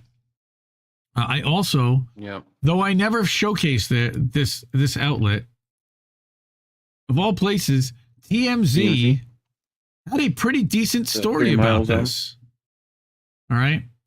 And about Leah and Church of Scientology, that she claims she is being stalked and harassed by the church. Yep. As part of the coordinated campaign to destroy her life. In the chat. Cheers and salutations. Smoke them if you got them. Hey, Kit Cabello, Hardlands Media. Monday through Friday, 9 a.m. Central. That's right. Go check Kit out. Definitely. Start your life righteously angry. It was Hardlands Media. That's right. So she just filed suit against Church and David Miscavige. And she now says Scientology is dead set on making her life hell, and that she's no longer a part of the church. Not only that, but she also did a show exposing Scientology. But according to the docs obtained by TMZ, she claims they're stalking her and invading her privacy because they're determined to silence her. She claims the alleged abuse, which they do frequently, is part of a broader policy and a practice of intimidation within the Church of Scientology, which she says dates all the way back to L. Ron. There is the article with the lawsuit and her Instagram. In her suit, she says that Scientology has been attacking her with systemic and coordinated campaigns of harassment ever since she renounced the religion. She claims the retaliation tactics are ramping up in order to damage her Hollywood and business careers by tarnishing her reputation, which they're definitely doing. She says she was a Scientologist for nearly 40 years before leaving, and in the decades since she left, she's been the victim of intentional, malicious, and fraudulent rumors via hundreds of social media accounts controlled by Scientology. 40 years. Yeah. Leah, you don't look a day over 20. Relax. She was... All right? She was put into that by, obviously, her family, 40 years, right? So... I know. For example, she claims that they enlisted dozens of members to videotape messages, falsely accusing her of being abusive and racist and uploading them to web domains using her name. That's messed up. She says she became first aware that she was being followed by PIs in 2015 when she was promoting a memoir she wrote about their alleged abuse, right? And she hired private security. I remember this guy, Mike Rinder, I believe his name. They did a show together. She says that they had members send threatening letters to news outlets who were promoting her book, and that the church created websites to smear A&E after her documentary series. In the doc, she claims Yeah, we know this. Like, it's not even that she claims. They did all this, and they would probably openly admit it, although they would say that it wasn't them. Right. Well, this is what they do to multiple people. Right. They gaslight you. They tell you that, no, we didn't encourage them to do that. They just did that willingly on their own. Right? I mean, they've done this to Ron Miscavige. They've done this to, who's the other documentary guy who did stuff on Scientology? Who's Paul Haggis? Someone will tell me in the chat. There was just a big trial about Paul Haggis where they basically dragged him in front. British guy? I don't know. Can't remember now. That upsets me. And the church, he's a British documentary guy. No word back. No word back from TMZ on Louis Theroux. Thank you. Zombie in the Air got it first. Nice. Good job, Zombie. Thank you. So there you go. So yeah, they've been after him for a while too. So that's they went after South Park. Leah Remini. By the way, if you're watching Leah Remini, the Misty Winston show would love to have you on TNT Radio. We would love to book you on Misty's show. Reach out to me. IND Left News. I've reached out on Substack Notes. Leah has posted this on Substack Notes. You can reach out to her there and share positive thoughts and well wishes. And we stand with Leah. I've been, again, fascinated with the way that this group of people had themselves classified into a religion in order to avoid paying massive property taxes on all of the property that they own worldwide. That is the big reason for why they were classified as a church, was because of the tax liability, for no other reason other than that. So, let's close that down. All right. I did want to get to this quick story, Perfect Union, about electric cars. And then we want to get to East Palestine. All right. So electric cars. Boom. What's going on with electric cars? Everybody's been pushing for them. Shitlibs love them. They're unaffordable to most people. And on top of it, car makers are using the EV revolution to turn auto jobs into poverty wage work. What a surprise. They found a way to do that to auto jobs. So for decades, auto jobs had been this is More Perfect Union, by the way. Shout out to More Perfect Union. That was started by Faz Shakir, who I'm not a huge fan of, but this organization has done outstanding work speaking on behalf of workers and reporting on just how screwed up some of the stuff that corporate has been doing to their employees. So for decades, auto jobs in America have been a gateway to the middle class. Typical unionized worker at GM's plant in Lordstown, Ohio, used to earn about $60 an hour in wages and benefits, but major car makers are using the shift to electric vehicles to rid themselves of those jobs. They're each creating new joint venture companies to build EV batteries. For example, GM has Ultium cells and Ford has Blue Oval, in order to avoid union contracts, lower wages, and to weaken health and safety standards for the auto work of the future. Thanks a lot. Those battery jobs will eventually replace existing engine and transmission work, with plants like Belvidere Assembly, which is the Chrysler Jeep facility in Illinois, already idled, as they move away from combustion engines to build more electric drivetrains. Now, the story isn't all gloom. The industry's shift to EV is also being powered by tens of billions in federal funds, giving the Biden administration an immense opportunity to intervene and demand wage and safety standards in exchange for the money. Okay, this is where I disagree with Faz Shakir, where he shows his shit liberty. This is not a good thing. Tens of billions of dollars in federal funds to automakers. Why? Why? They were plenty profitable. You for them to make money. You could impart these standards on them, require EPA federal emission standards. They'd have to do it to sell cars, and you didn't have to give them tens of billions of dollars to do it. This is gross. And that they're making an excuse and spinning this as a positive, fuck that. But, of course, on top of that, that hasn't even happened yet. We just investigated GM's new Ultium plant, which is also in Lordstown. Yeah, they also don't talk about what happened to Lordstown Motors over that. And there was a massive scandal over that. Lordstown's been screwed. Lordstown, Ohio, man. But The Ultium plant got $2.5 billion from the federal government. So basically, GM got free money to hire people and build this plant, and they're still losing money, and they're squeezing the workers. And as you can read or watch below, workers at Ultium are paid half as much as their counterparts at GM with worse benefits for work that's remarkably, of course, dangerous. I'm not going to play this 8.5-minute video. You can watch that here on their Substack, by the way. More Perfect Union is also on Substack, moreperfectus.substack.com. But what they're saying here is that Lordstown is home to, of course, one of the Ultium Cells' 3 battery manufacturing plants, and they're no stranger to auto manufacturing. They were the first GM plant, one of the first, and it rolled off. The first one rolled off in 1966. It's been around for more than 50 years. It was their town's largest industrial employer and a crucial source of well-paying union jobs. Basically, when Lordstown plant shut down, this town went down. Right? And you can see that. There's the first car that rolled off the line. Their auto boom came crashing down in 2019 when GM announced it was shuttering the Lordstown plant, when more than 1,300 workers lost their jobs. People that sell their homes move away. And it was a union, it was a plant town. A year later, GM announced it was opening Ultium Cells, a new EV battery plant. Workers had hoped it was a return for good jobs of the past, so some got excited. So partnership between GM and LG received a $2.5 billion loan from the federal government to build these new manufacturing facilities in Michigan, Ohio, and Tennessee. So the $2.5 billion didn't go just to build Lordstown.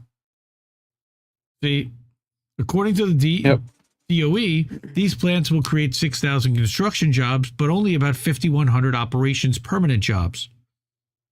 We're really at this opportunity to say as we start to build all these things, we're going to make sure that there are good wages and benefits in these facilities. But so far, of course, that hasn't been the case. Unlike GM at $60 an hour, Ultium workers start at $16.50 an hour because it's technically a new company. The UAW's existing contract with GM doesn't cover these workers. So, geez, that's terrible. And the UAW doesn't really care, even though it's going to drive down their wages in the end. Right? Workers we spoke to also described minimal training and exposure to hazardous chemicals and unsafe working conditions. At least 22 workers suffered injuries or illnesses at the electric plant in just the first 5 months of this year, according to OSHA. And most recently, the EPA mandated an air quality inspection that closed Russo's department. Holy shit, look at that. Photos from inside the plant, obtained by More Perfect Union, showed a worker covered in dried up slurry containing N-methyl pyridone, I don't know what and carbon nanotubes. And that presents an unreasonable risk to human health, including exposure to carbon nanotubes has been linked to lung fibrosis and cancer, of course. Yeah, you mean like literal fiberglass years before, or like any small solid particulate matter? Asbestos and then of course if you open your mouth, you get suspended. I've seen several members and mixing in our cathode mixing department that were retaliated against by management for raising a grave safety issue in their department. They were all suspended pending the investigation without pay. What? Yep. Ultium unionized with the UAW and contract negotiations are ongoing, but the bargaining process has been nothing but tumultuous chaos over and over again. We're told one thing by the company and they turn around and do something completely opposite. Sounds like the Obama administration. Or Biden or any of them for that matter, but Obama was famous for that shit. China. Obama. As the UAW negotiates its contract, thank you, with the big three, more than half of Democratic senators, of course, have called for the new contract to cover all workers under joint venture initiatives like Ultium, but they'll cave just in case they don't. They'll call for it. They won't do anything about it. Aside from a strong union contract, there's more the federal government might be able to do for workers at plants getting taxpayer funds. Yes, they could. They could require all kinds of stuff. They could adopt wage standards to ensure that when the government supports private sector companies, their manufacturing workers are paid market wages. They don't want that. Congress are the owners too. They want to keep wages low, not wages high. They don't represent us. Come on, Perfect Union. You know this. We have these sorts of standards in other sectors like construction. We've had them for nearly 100 years. Yes, because they were in place before these scumbags were ever there. And manufacturing workers deserve the same. Yes, they do, but they're not going to get it. They need to stop giving taxpayer dollars to companies that essentially treat their workers like gum on the bottom of a boot. Yep. Agreed.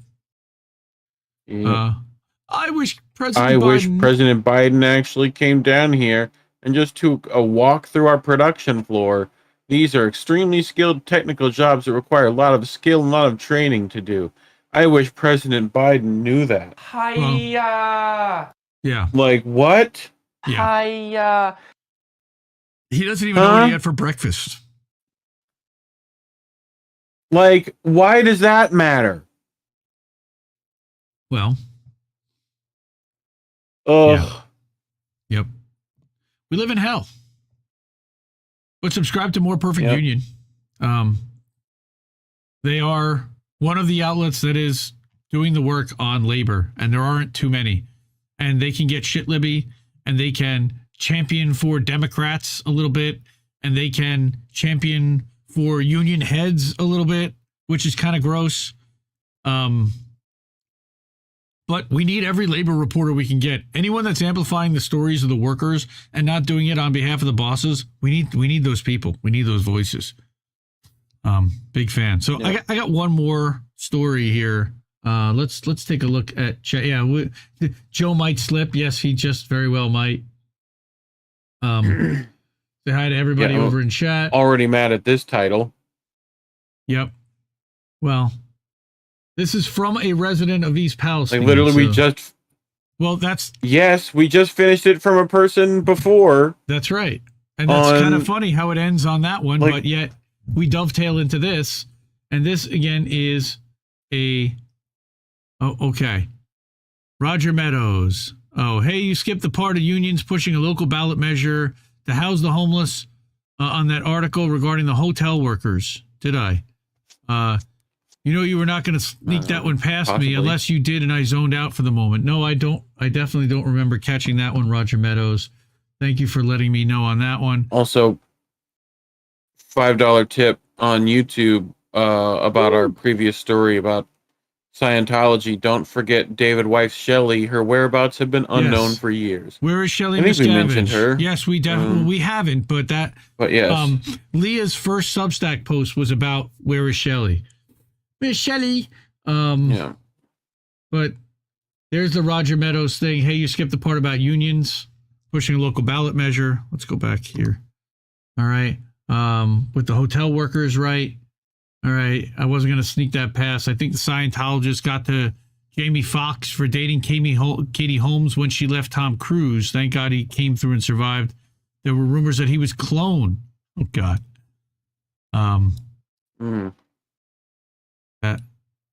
Wow. Well, they do have that VAT at the Scientology boat. So wait, there's another one. Roger Meadows. I never would have thought a guy who wrote a bunch of self-help books in the 80s I used to read would have turned into a cult. Yeah. Another one. Yep. I just knew him as that self-help guy, not his religion. I remember Dianetics by L. Ron Hubbard. Yeah, I remember seeing the commercials on late night TV as well, because Roger and I are probably about the same age. And then he says that he was sitting on top of a mountain in a commercial. Shakir about now to throw some of that Fed dough to startup co-ops that could use them. Oh, yeah. That was something that Roger was talking to me about.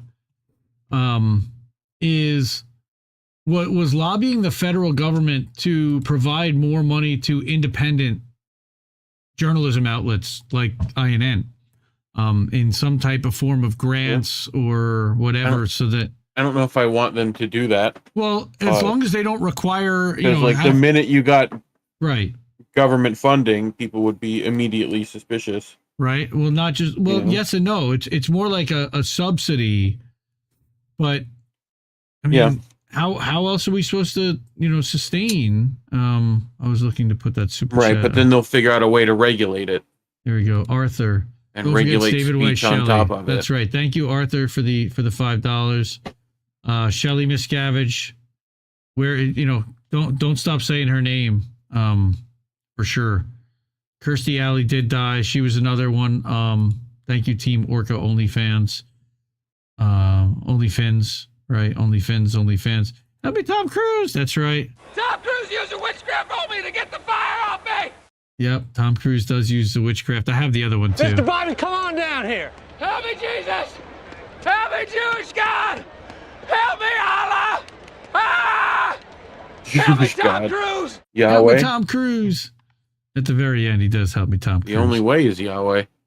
Oh, all right. Last story. Hey, Joe, visit East Palestine. Now, this isn't even necessarily my opinion, but Jessica Conard is a resident of East Palestine. I believe we actually read one of her other articles, and Newsweek even picked this up and published it. Now, we usually spotlight independent media, but in this case, we're using a corporate rag, which I'm not a big fan of with Newsweek, but I do know Jessica. Jessica is in the United for East Palestine Facebook group. She wrote this on July 21st, and I thought that somebody should, in independent media, shout this out. So this is a 1-minute video. Hang on.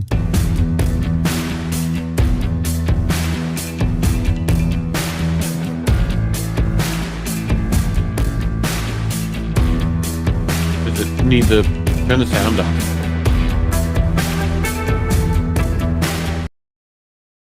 All right, 5 significant accidents. No, on March 7th.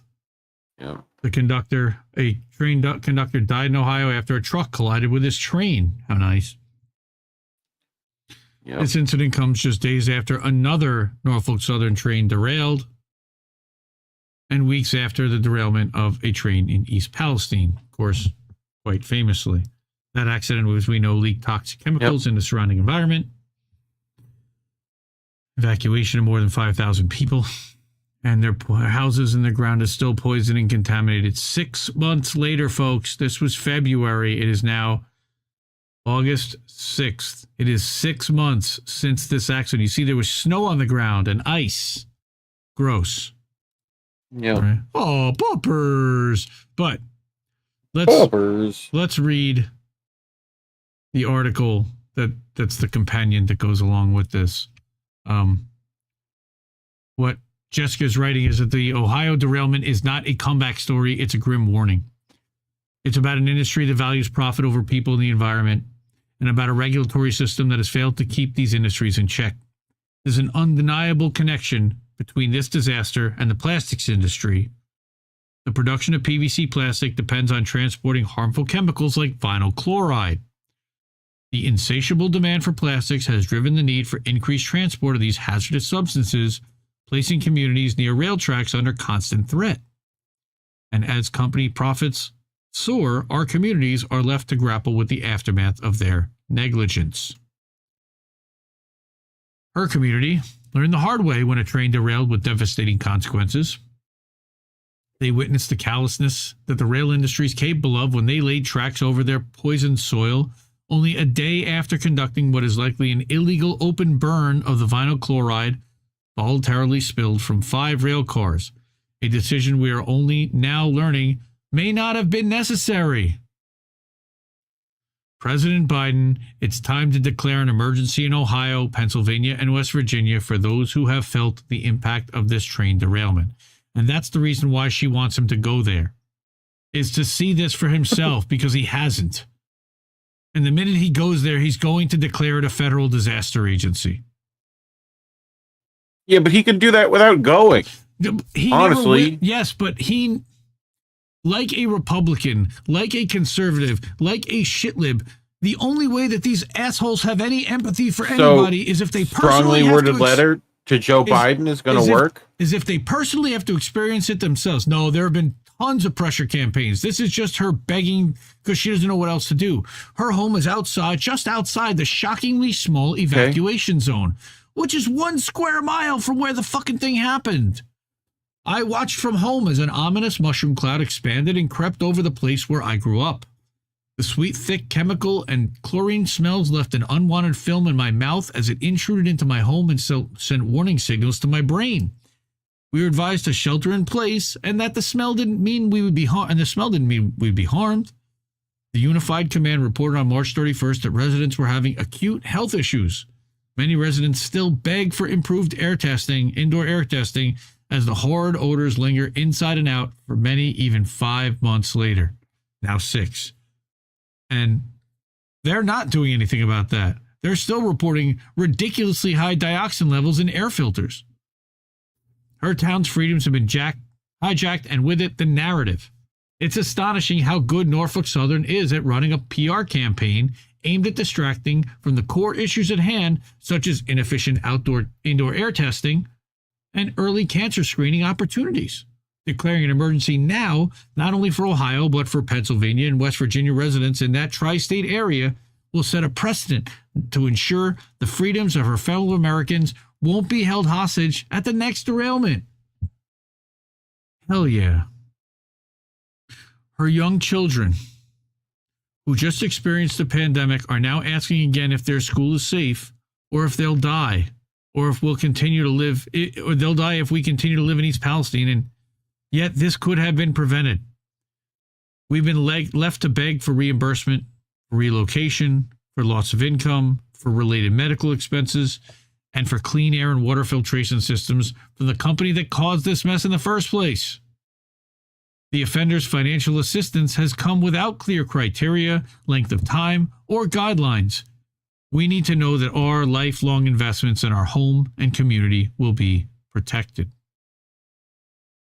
She says, I'm grateful for the NTSB investigative hearing that they had last month, but the people of East Palestine have more urgent needs. You started the crime investigation before. Was that hearing that people walked out on? No, that was at the Ohio State House. No, that was a federal hearing that Congress had. No, they had a federal hearing about this in Congress. You started the criminal investigation before treating the victims that are still bleeding. And we literally are bleeding. Our bodies have suffered from nosebleeds, headaches, respiratory illness, intestinal irritability, and eye irritation. Community members are now experiencing neurological symptoms and rectal bleeding, enough for blood transfusions. Mm-hmm. If you take action now, you can save lives, and if you delay, then people will die. And he will intentionally cause people to die and do it without even a second's moment thought. We know the cancer clusters are coming. We deserve the same protections as the people of Libby, Montana, who are now all eligible for Medicare following one of the worst asbestos exposure incidents in history. By the way, someone's been reading. Colin talked about Libby, Montana 5 months ago. We also I think that's where this is coming from. I don't. But yep. Maybe. I do. I think it's because the UPA people heard it from him. Okay. And then it made its way over there. So yes, I do. We also need environmental testing and indoor home monitoring. And we need it all to be conducted by independent third-party groups rather than by the company that poisoned us. Which is insane that the federal government is allowing Norfolk Southern to conduct their own testing to determine if the area is safe. We cannot continue relying on Norfolk Southern to be honest about how bad the situation is and how much this disaster might cost my community. After significant pressure... By the way, people of Libby, Montana, the people of Libby, Montana also would rather have like Medicare for all or single payer, I think was what they said. But you know, whatever. I feel you.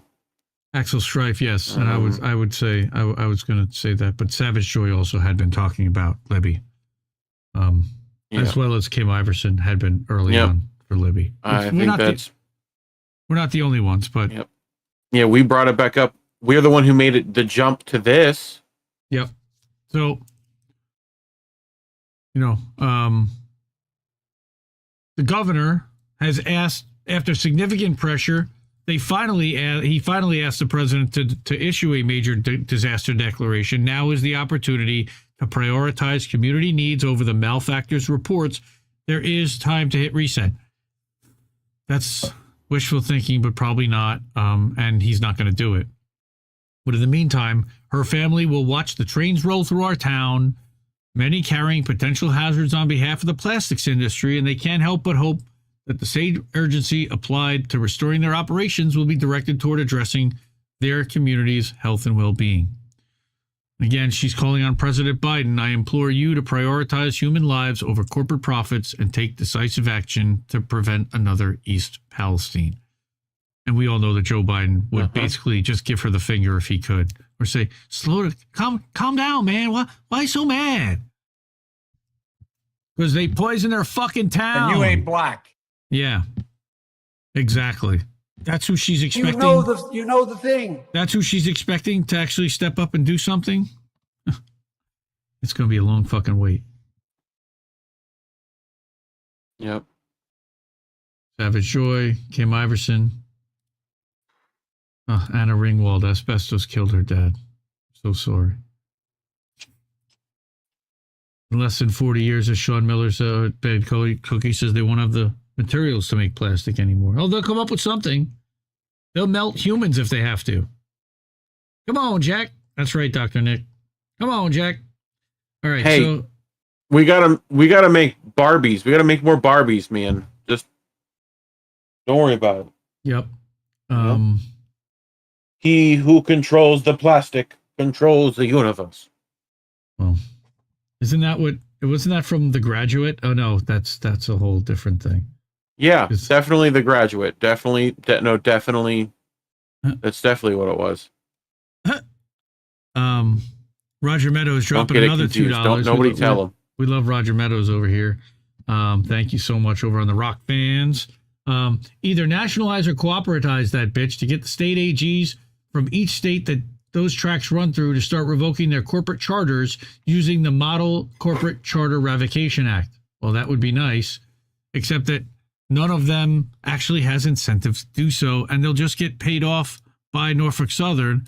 But he's saying if there is any way to get that we can get Ohioans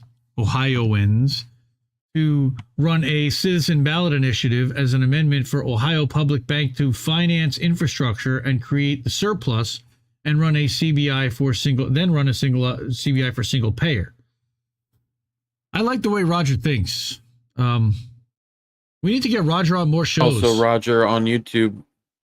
Reef, we make it an amendment of a right to finance it. I mean, how? Like, who? When? Where?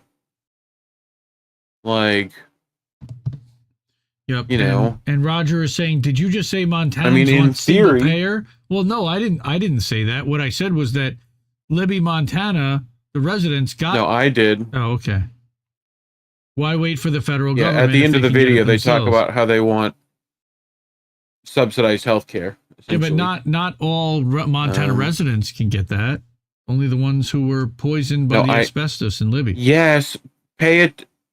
Oh my God, dude! Thank you. Listen to the words I said at the end of that video. At the end of the video, they said they wanted a single payer system. Yeah, like because of the health care they've already received. Okay, those might not. Okay. The ones I'm talking about, they're specific people in Libby that were polled. Fair enough. Cool. So, that's what it was. Like that they were saying because of the fact that only people who got sick were the ones receiving it. So it's like it's a curse, essentially. Like you're just waiting to get sick for them to cover your health care for you to die slower. Yep. Jilly Love, airlines, banks, etc. should not have been bailed out without agreeing to convert to worker owned. Sure.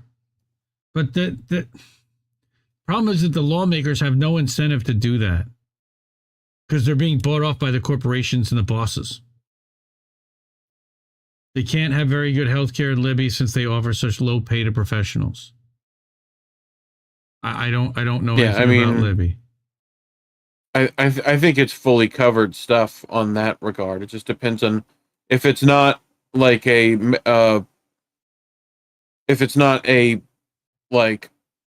symptom of that exact problem, then they don't follow up with it. It has to be directly related. It's like Marines who get their health care covered over Agent Orange at Camp Lejeune. It's like it has to be directly related to that.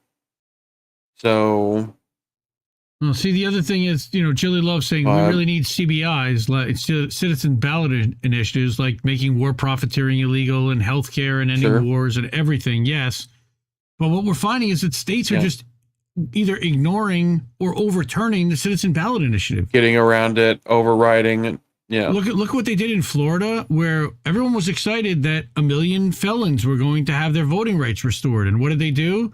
They put you have to have your fines all paid up in your court fines or you can't vote again. And most of them can't. Same thing with South Dakota, I believe, had voted to decriminalize cannabis. And the state legislature it was in North or South Dakota, state legislature overturned it. Said, nah, we don't care. It's still illegal. Yeah. Yes, I did see somebody said that Minnesota finally did pass recreational. Bad cookies. That's right. Thank you. Appreciate that. Democracy simply doesn't work. Yes. Well, on The Simpsons, definitely not. Both are pretty good. The original has outdated CGI. What are we talking about? Matrix? The new Matrix thing? I need to watch that. Oh, Dune. Okay. No, not Dune. Sorry. What did you say it was? Matrix? The Graduate. Oh, yeah, that one. The Graduate. Are you trying to seduce me? Did you like me to seduce you? Yeah. Yes, that one. All right, time for Indy to go on Twitter because I think it's almost time for boats. You're not allowed to go to Twitter. It's time for Reef just like I'm not allowed to go to Twitter while you're doing a show. It's time for Reef to eat whenever I go to do stories. So close all the tabs and pay attention because you're not addicted to all my social media. It's going to be fine. What? It's my phone that I don't. Yeah. Anyway, let's go to boats, everybody. Hi, it's boats. Let's do that. That's mindless shit. Boats that smash into other boats. Yep, it's boats time. Let's go to boats. Ready? This, and then... It's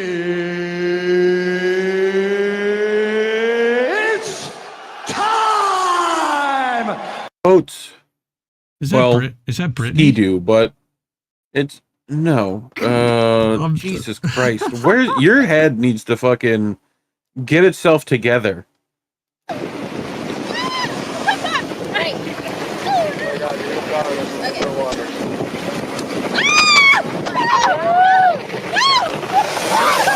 Oh! Oh my! Jesus! That was a smash into another boat. Oh! What the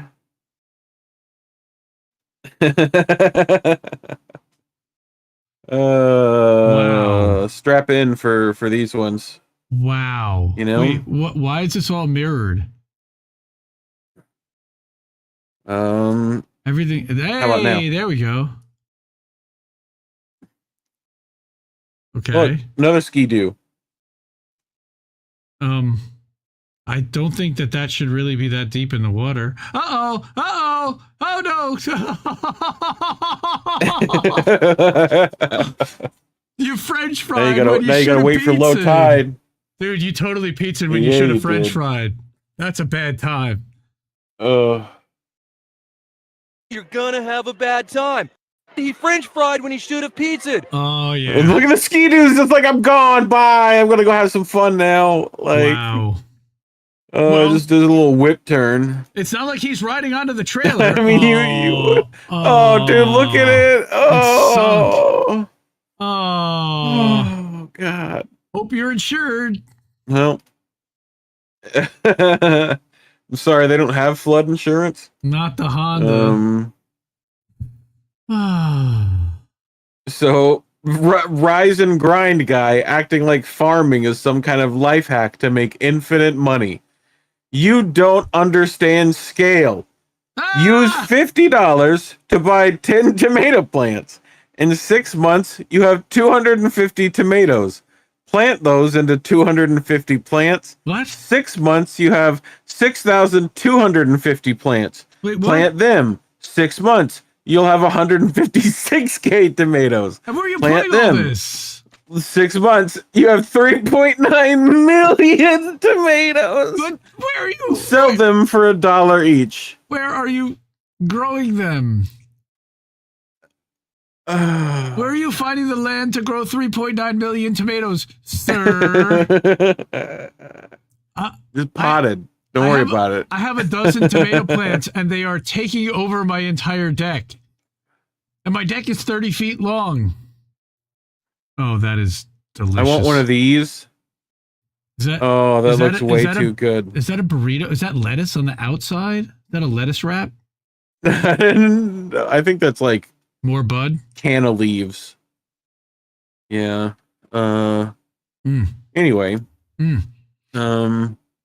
So let's see if we can figure this scientific study out. Okay. Oh. So effects of vapor exposure. Are they getting a lobster high?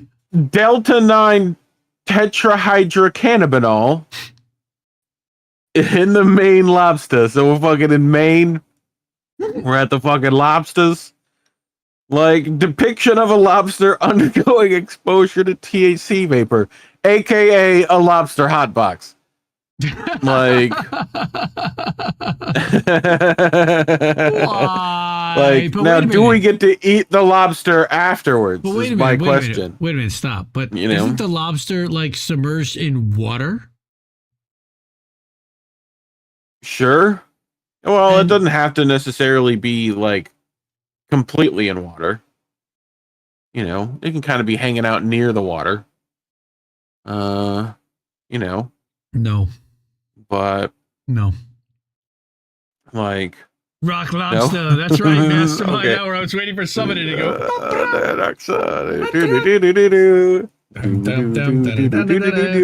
Yep.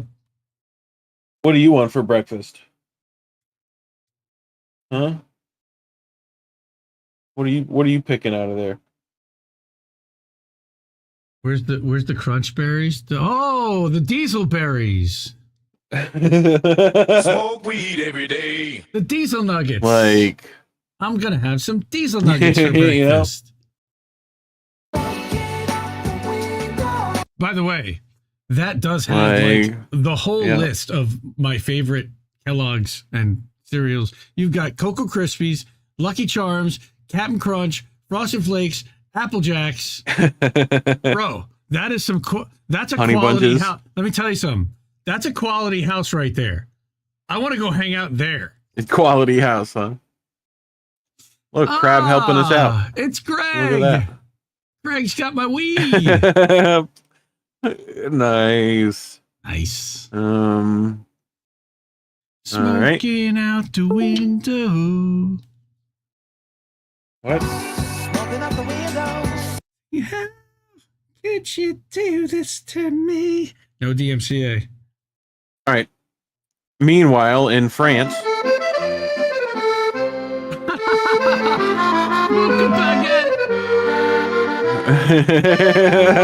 I love it. Yes, you're winning on that day. I like that very much. It looks like a bunch of people been fucking hitting their baguettes out there. Very much so. Me after 7 p.m. after smoking weed all day. Big Bear. That's the sleepy time bear. For those wondering who don't know.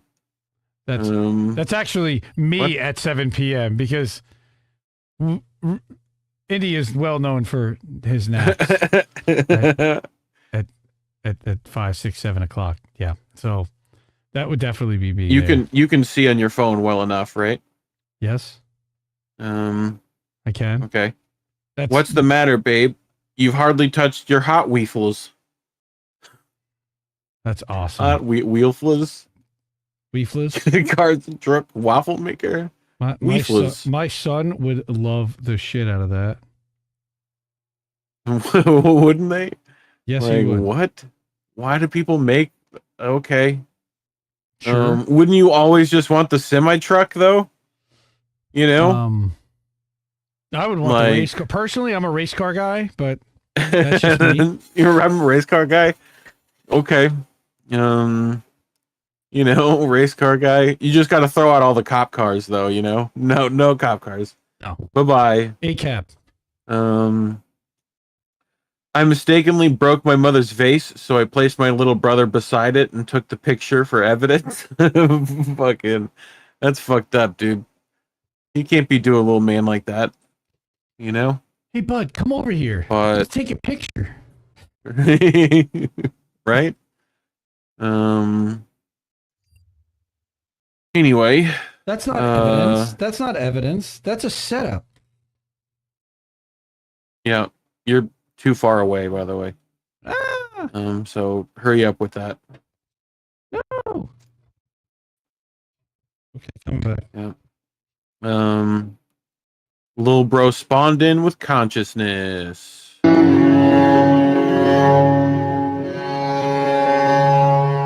Oh my God. Life is suffering and pain. Like dude. Okay, look at the cul-de-sac on that kid. The cul-de-sac, I know, dude. Bro looks like he's 80. That looks like my dad. Well, not really, because my dad's fully shaved bald, but like the whole balding line over there. Yeah, he's got like a medieval monk, you know? Like perfectly shaved. Dude, he can read your thoughts with that 5 head. I'm telling you right now. Like a 5 head. You know, that is just a satellite dish for mind reading. Oh, here you go. You like this one. Hello.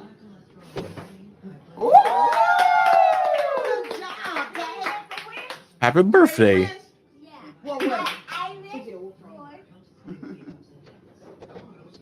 A new mommy. Oh, that motherfucker. He wishes for a new mommy. New mommy.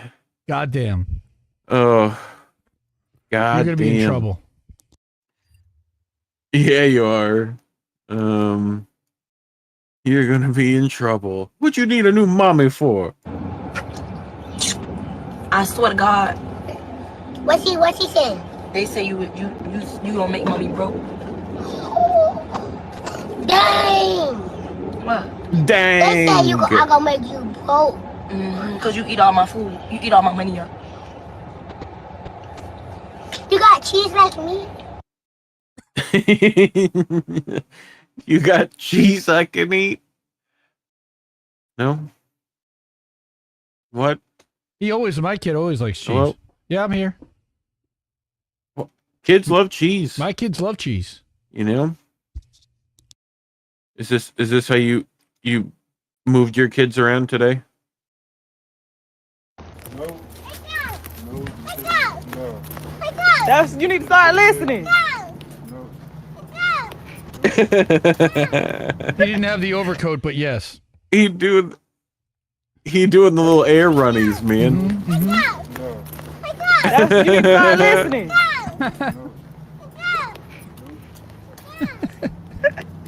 Oh, I love it so much, dude. It's so funny. Somebody I found that on Twitter with the caption, "This is how they arresting Kai Cenat," or whatever. The PlayStation riot guy. The Twitch guy, yep. Yeah. No. Oh, I found you something you need to purchase for yourself. My first ankle monitor. Look, you attach it to your phone and you got your little tyke tracker. For the criminal in your life. Yeah. I mean, dude, for the child in your life, that just seems like a useful what thing. What did it say? The little snot what? Make sure that the little snot Right, well, where? stays in the room. Yeah. Prepare your mini-me for the future house arrests. Nice. Okay. Very good. Will it shock them if they leave the room? I hope so.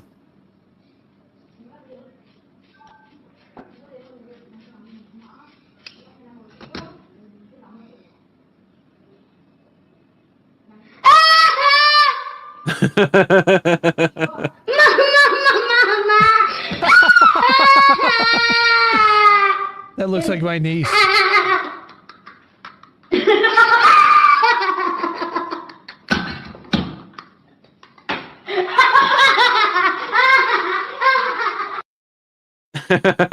Was that laughter at the end, or I think a little bit of both. I think a little bit of both.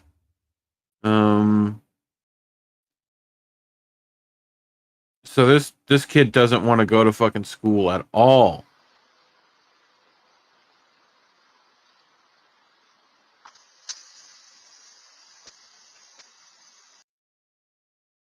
That motherfucker just slashed your tire. Like, in a video game. Sorry, children.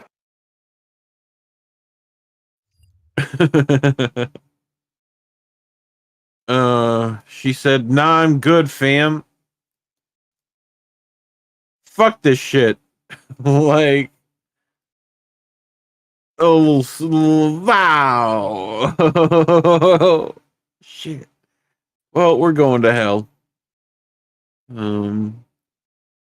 You would think Jesus wouldn't let that get wet. I'm just saying, you know, if Jesus could walk on water, the book can too. You know? Yeah, exactly. He'd turn the other cheek, in fact. Here you go. Austin, what is that in your hand? Austin, what's that in your hand, Austin? A cigarette. I'm sorry, Dad. A cigarette? Austin, that was another. I'm sorry, Dad. I'll stop smoking. Like, Dawson, that was another popsicle. I told you. Dawson, that was another No more popsicle. popsicles. Why do you think a cigarette would be a better answer than a popsicle? What do you think a cigarette would be a better answer than a popsicle? Anyway. Very funny. Here you go. No, I want to open it. No, I want to close it and open. Then close it and open it.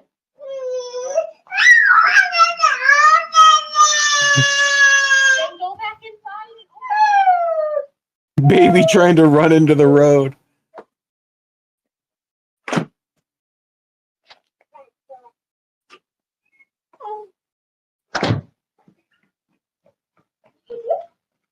Hee hee. Hee hee. Yes, it is. Yep. Yep, it's back. Everyone's favorite.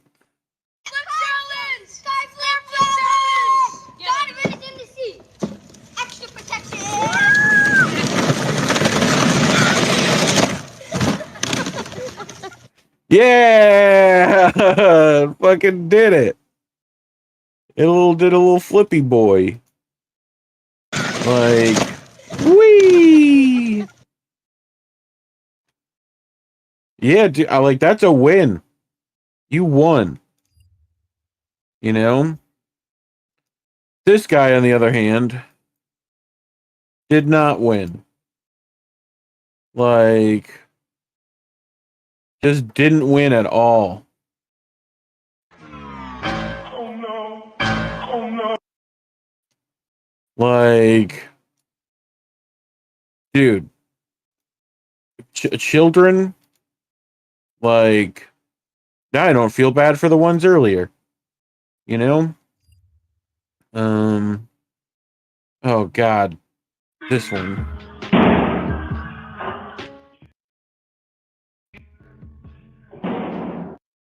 Oh fuck. Like, bye-bye.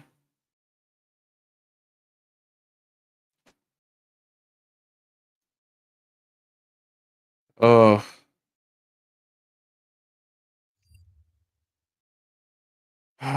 oh, holy shit. I forgot I put this one in here. I fucked up today. I'm not the perfect parent, okay? I don't always do the right thing. And today I did not do the right thing. My toddler followed me to the bathroom, and I did ask her to leave at least 3 times. She said no and was offended that I even asked. I actually felt stupid for asking. She made me feel stupid because how dare I want a little bit of privacy? Silly mommy, you stupid silly bitch mommy. How dare I? I'm on my period. I had to change a tampon, okay? She wasn't budging. She made it clear that she wasn't going to leave the bathroom, and I don't have all day. I have shit to do. So I proceeded to change my tampon. And she saw it. And as soon as she saw it, she looked me in the eye and asked me why I had a rat in my ass. And I didn't know what to say. So in that moment, I thought it was a good idea to explain to a 3-year-old what a period was. And at the end of my whole speech, I'm feeling good, like I'm doing a good job, and I end it with, and one day you're gonna get one too. And all she took out of that conversation is that she's gonna get a rat in her ass. And she keeps checking in between my legs for rats, and there are no rats in my ass. I am not housing a rodent in my anal cavity, and I don't know how to make that clear to her. I don't know how to undo what I did. And I can't take her out in public, because the first person she sees, she's going to tell him that I have rats in my ass, and one day she's going to have rats in her ass. And that's a CPS call if I've ever heard one. God, am I fucking this kid up? How do I undo what I did? She's not going to forget. I think we have to stay inside for the next 2 years. Yeah, that sounds good. Send help. Send help.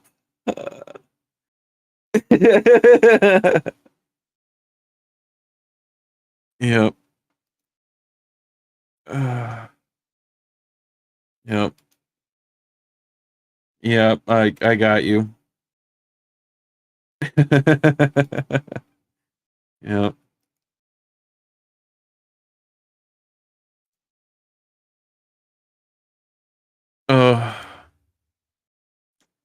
Here you go. You're showing the kids how to use a lawnmower.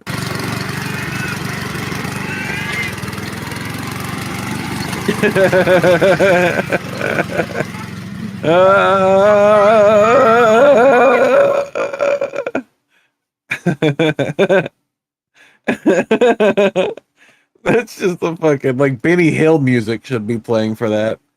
Oh, did you see this shit? Here you go.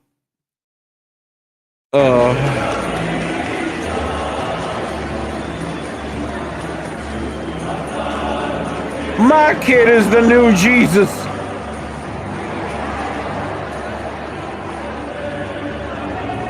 Yeah, now what are you gonna do?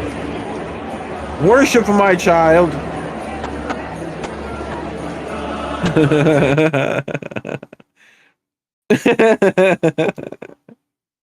I don't know.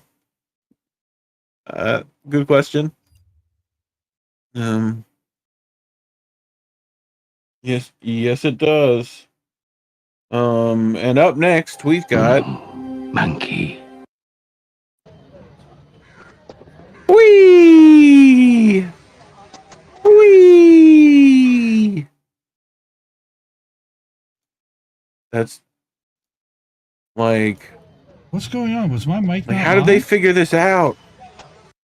I don't know. Say my mic was off. Am I back? I don't know.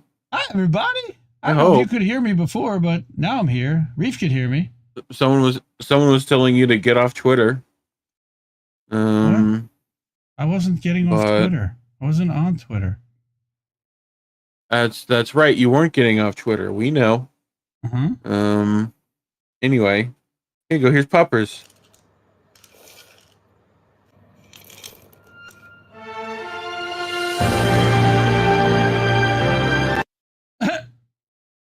He's like, no, leave some in. I need food. I hungry. Stop. No. Right there. No, my food. Stop. I'm like, I guess that's all I get. Oh my god, this little dude. Look at him. Oh. Look at him. Oh my gosh. What? Ah! Hairless. Looking. So creepy. I don't know. I think it has hair. I just think it. I don't know. Alien. Creepy. Slab of Meat asks, anyone got that picture of the cat that dunks its face in nacho cheese? Vunch replies, I've got that picture. That looks like a person. Bro, that looks like a person. I know. Oh my god. Oh my god. Poor little kiddie. See, cats aren't always dicks. See, I'm back. See, I was gone. Now see that? Aww. I've seen that before. I think you've actually showed that one before. And the cat was high all day. That's cute. Have you seen this before? Yes. Have you? Backflipping puppers? Yes. That lands on his feet. Yeah, but that's a real puppers. Look, it's trash pandas. They catch bubbles. Popping bubbles. With puppers. Oh my god, bubbles. I feel like this is one of the cutest videos on the internet. Look at them catching the bubble. Like, oh my god. Look at the new mouse pad. Oh. It's perfect. Look at him. Perfect mouse pad. Look at that kitty just I know, spread dude. out. Like, dude, that's a chill cat. He's like, Most this cats, is the life. As Colin says, cats are dicks. Most cats would not allow you to do that.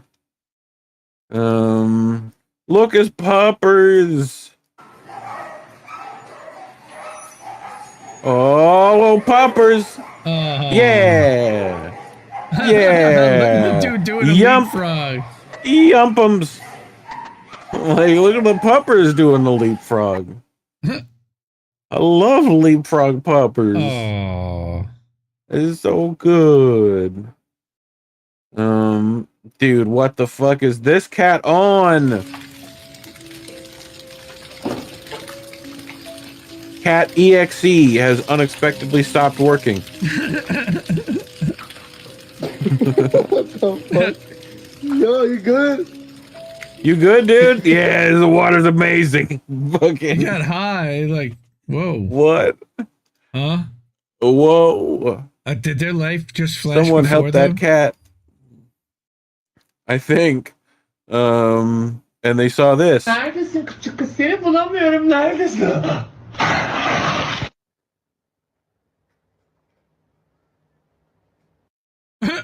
Huh?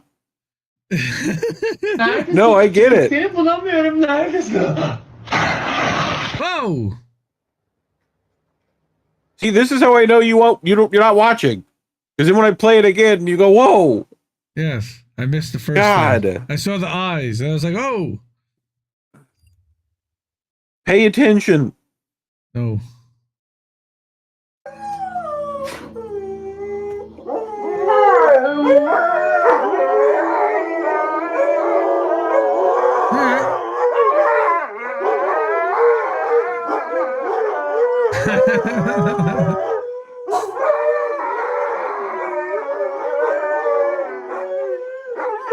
recording? Fine. Are you recording? What? Yeah. That's a choir. That's a puppy choir. Be ungovernable. You need a puppy shop quartet. Yep. Oh. Dogs are not allowed on this beach. On this bitch. No, fuck you. Very funny. Oh, look at the kidums.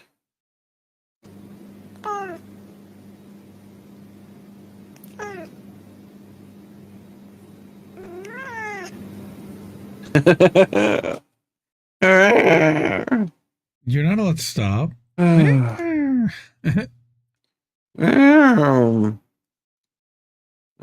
we go. I just want to give you love. I just want love. Come here. I just want love. I just want love.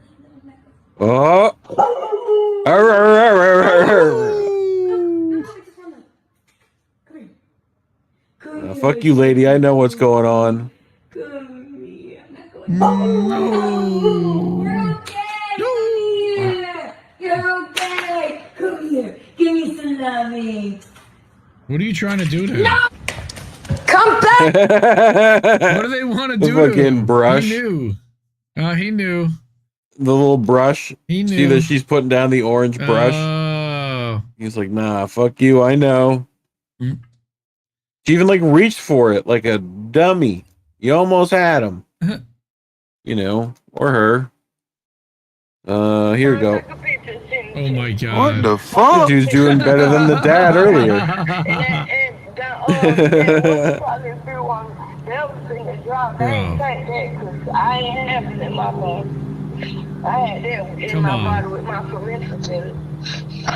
What? Man, Sean. He's Sean, gotta be operating. It's a dog on the fucking riding lawnmower cutting the fucking grass. Nah, dude, look, he's turning the wheel. I got a video of this shit. I need a fucking laugh right now. I think I'm losing my motherfucking mind, son. I ain't, and you know, this motherfucker Sunshine ain't take nothing today, period. I know you hear it in my voice. Ain't doing shit, was crying, fucking crying.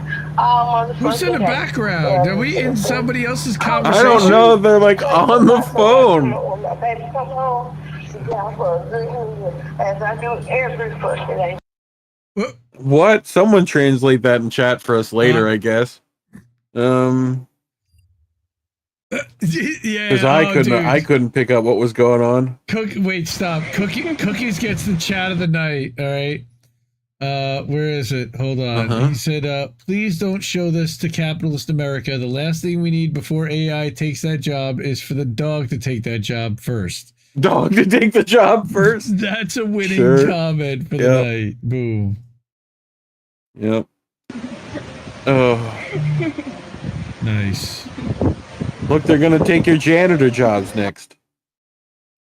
Like, you know? Holy shit. But we'll just get a what's the mop dog? Maft. You know? Mafk. The mop dog. Oh. The dog that looks like a mop. I thought it was the Mafk dog. What? You know? No.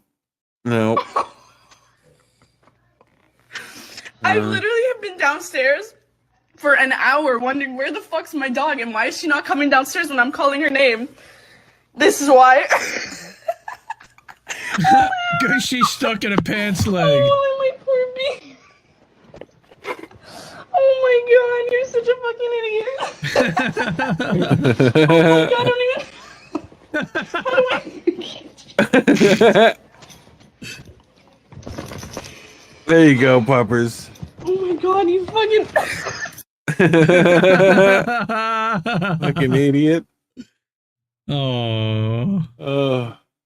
Stupid dog! What?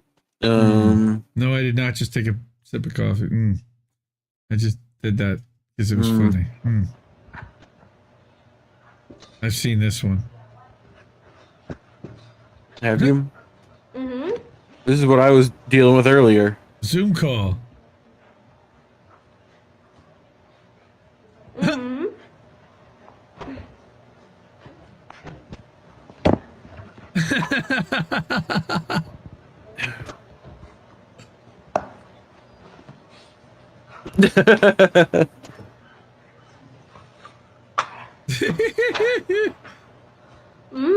Okay. So, one last question for you, Fratzel. And I'm sorry for asking this one because this is a mandatory question to all of our female applicants, okay? Alrighty. Is there any chance that you're pregnant right now? Okay.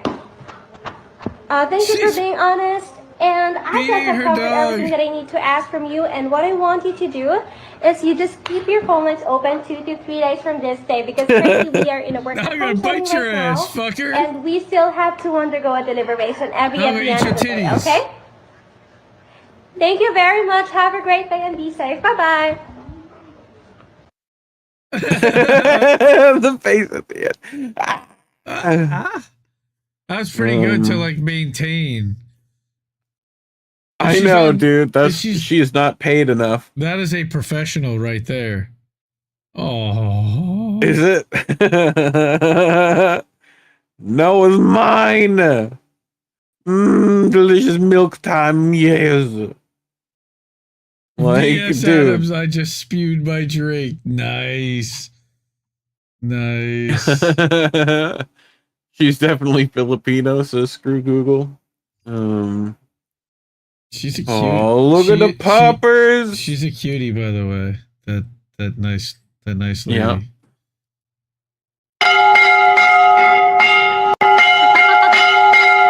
He's so happy. He's so happy. Look at his twerk. Oh, he's like smiling. Oh. Make sure to keep your raccoons buckled up safe on your drives. Safety is #1 priority. Oh, they're trash pandas. Cute. Look at them. Can you tell me what this is?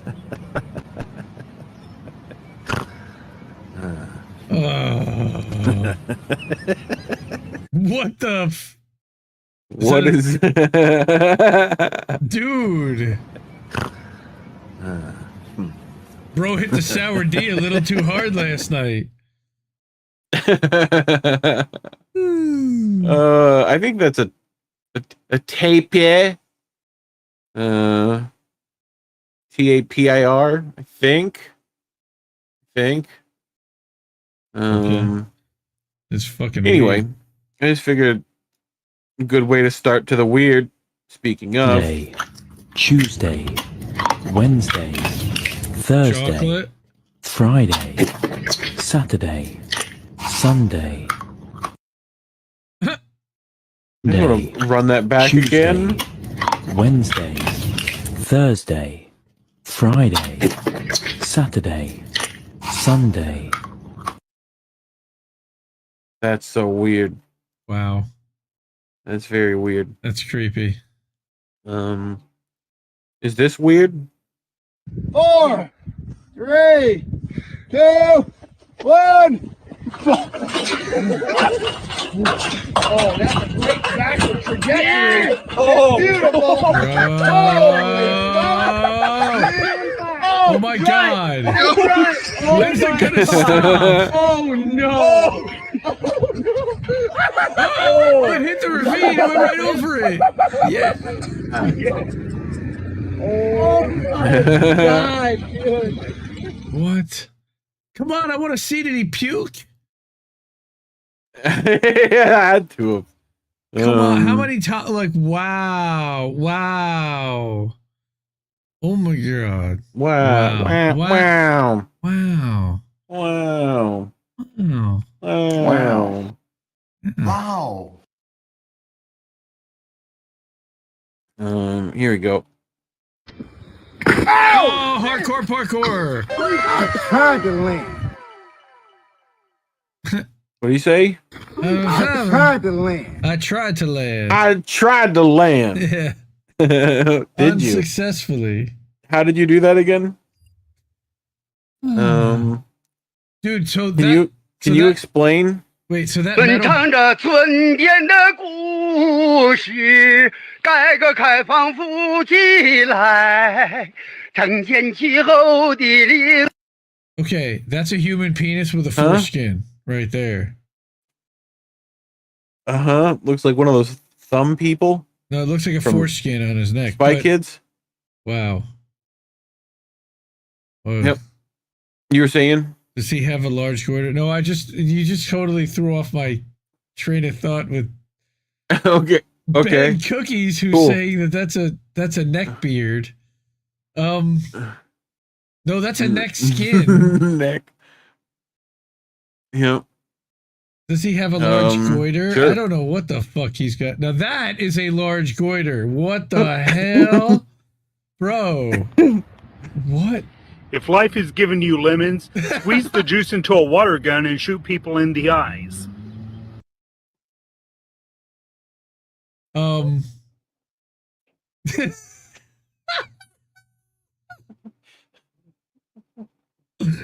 What?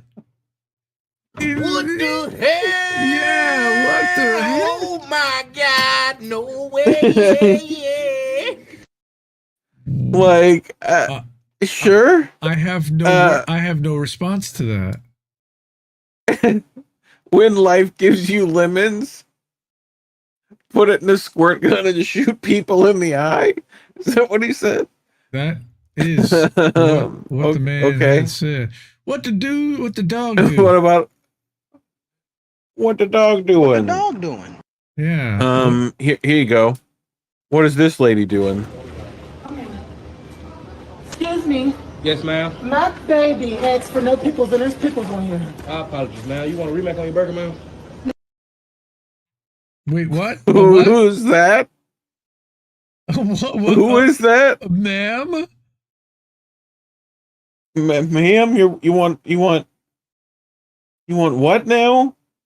What's with the necks today? No, I want my money back. I don't want no remake on my burger. I want my money back. And why is these fries? These fries is cold. You want your money Oh back? my gosh! These fucking Did you fries is cold. Did you find voices? Did you find like some kind of videos with a filter? You want your money back? No, I want my refund, and then I want a No. and I want it hot. You don't have to steer me, man. I'm talking to him. That's the manager, so you can go back there and finish flipping and doing whatever the fuck you was doing. And what is this? I didn't ask. Yes, ma'am. You did for a How many is 6-piece that? nugget. We asked for a 10-piece nugget. You said a 6-piece. You said what? Oh my fucking gosh. Could you just, I just want to talk to the manager. I don't want to talk to you. Because he's allowed to record. I don't give a fuck if you record. You can record and report it to anybody. We need to get Bad Cookies in here to react with us one night. Give me my refund. Hurry up. Yes, ma'am. I got you. Give me my That's refund. another funny. Hurry up. Come on, follow me this way. Give me my fucking refund. Give me my fucking refund. I don't give a fuck. That's a if great I- example for your I don't give a fuck. son. They call me Beast Betty. Oh, Beast Betty, if you nasty. What? She's You said what? what? If you want to know what I order, you can look at the What? receipt. You don't gonna get smart. I don't give a fuck. They call me Beast Wow. Betty. Oh, Beast Betty, if you nasty. What did you say? What did you order? You said what? What? did you order? You want a refill? If you want to know what I order, you can look at the receipt. Ma'am, you don't gonna get smart. I didn't get smart. I got very fucking smart. Now give me my son is hungry. He was in school.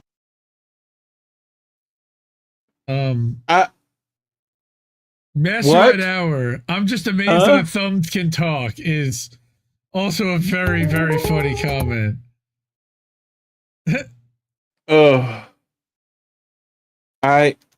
Well, that's Beast Betty, everyone. She's sexy. Sure. Come on, everyone. Okay. Anyone getting horny watching her? No. Huh? No. Oh. Who? Get out. Call me Thumb. What's wrong with Elma. you? Here we go. Like Thelma, Ready? Thumb Elma? Hardcore. Oh! Neck trauma right there. Oh my god. Oh, that's Oh, your neck is not supposed to bend that way. Meant to bend that way. No. Oh. Yeah, by the way, that was Men in Black 5 that we just watched. That McDonald's scene. He French fried when he should have pizzaed. You're gonna have a bad time. God, I knew that would come in. Did you see this? Did you see this meme? Of course. It's old. This dude's trying to be undercover, but this is from like two stab years vest ago. under t-shirt. Notice everybody's got masks on. Thin blue line wristband. I believe this was actually from remember. March for Medicare for All, New York City in like 2021. I think that's when this is from. Yep. I remember. So my buddy's GF farted in front of him for the first time, so he got her a cake. This is the cake. Courtney's first fart, 11/08/2020. Look at the blast coming out of her ass. Oh my god. Great. Oh, that's good for you. That's when you know it's love. Yeah. When she's not afraid to fart in front of you, folks. Guys, that's how you know. So we're at the dealership. Just happened at my dealership. Brand new STI. I took the fucking brakes. Oh, they sure did. Brembos. Wheels. They took the fucking BBS wheels. And the entire interior. Oh, they did good. They cleaned it out. Picked it bone dry like a Thanksgiving turkey. Like the engine. Back seat, everything's gone. That's crazy. Shit. Why would you get for the back seat? Parts? At the dealership. Oh, yeah. I hope you got cameras. Like, basic dealership security system should catch that motherfucker. But damn, dude. Yeah. Yeah. How much is that car? $35,000? Something like that, yeah. At least. Nice work. Well. Cookies. Oh, well. Cookies. Yep. Nice work. Holy shit. That's funny. Part 2 of why we have trust issues. All clear. All right, party people. When I say ooh, you say ah. Ooh. That was pretty sharp. Can you see the loop in front of you? No? Well, you want a closer look? All right, I'm feeling nice tonight. So, do you guys want a countdown, surprise, or just go? This reminds me of like the guy with the drop. The other guy? I think it's the same guy. It might be his brother. I love the first one. All right, party people. When I say you say yeah, that's good timing. Outstanding. Let's see what noise this guy makes.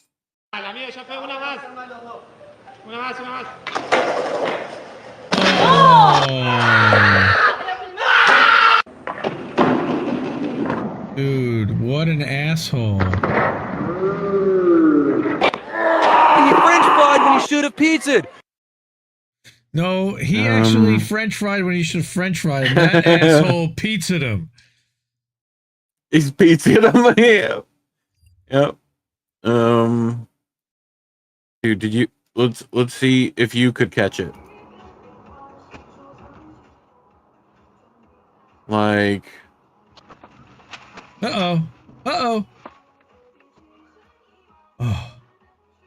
That's just a hole in the road. That sucks. Oh, That's could you fucked imagine up. doing like 60 miles an hour into that and then 60 miles an hour into you're that? upside Jesus down, you're like Christ. perpendicular to where the road used to be? Yep. Dude, that's fucked. That's you're gonna have a bad time if I ever saw one. A time for sure. Here we go. Error 404, no road found. Screw Google, yes.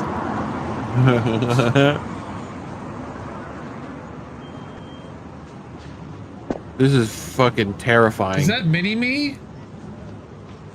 That's a robot. I don't know. That's a robot baby? A robot, I guess. A robot little person? Is that what you're going to call it? Is that a robot little person? Sure. Dr. Nick. That's Dr. Nick. General Lee can handle that. Yep. You're right. It needs a little bit of a ramp. The but Duke sure. boys would have been right over that. Yeehaw! Yeehaw! I'm just going to hold on to this umbrella while it's super windy and away. Bye. Like, just going. Can I get the ending? Oh, that wasn't the ending? Whee! And he just literally pulls them off. Here you go. People constantly doubt my epic athletic expertise. Dude, oh, I get it. I don't look like the average athlete, but I am an absolute fucking unit on the basketball court. Childhood. That was the move that made LeBron cry. That was the move that made LeBron cry.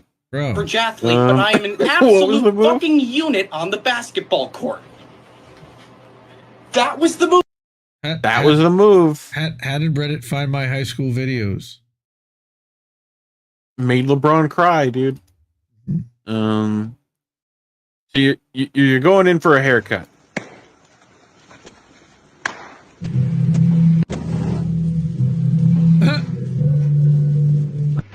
What? What the fuck is that?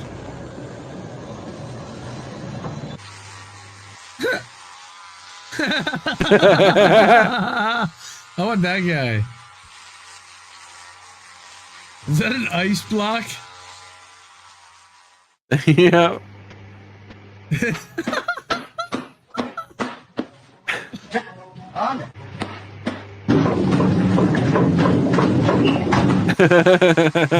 What the fuck?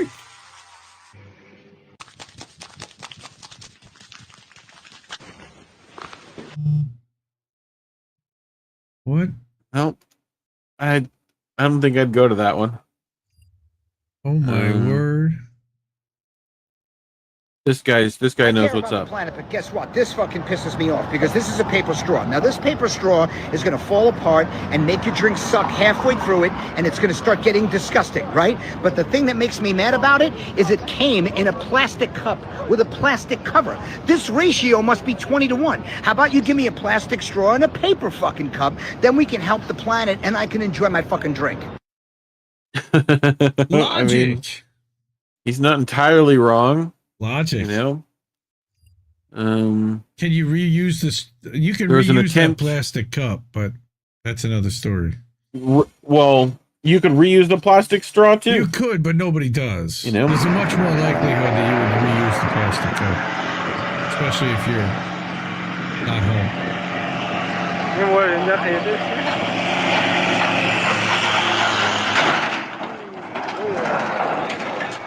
Sure. Well, he pizzaed when he should have French fried.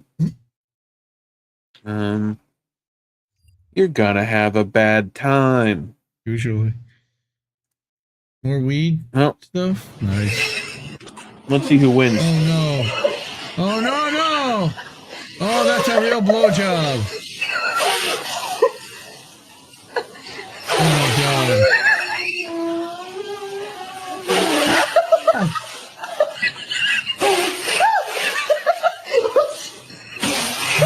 Ow!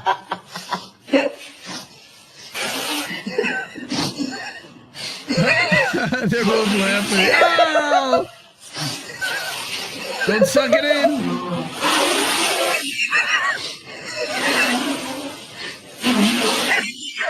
And he's gonna lose. I predict the guy in the white shirt loses. Oh, I called that. That was fun. Isn't that nice? Dr. Nick, by the way, that's how COVID started.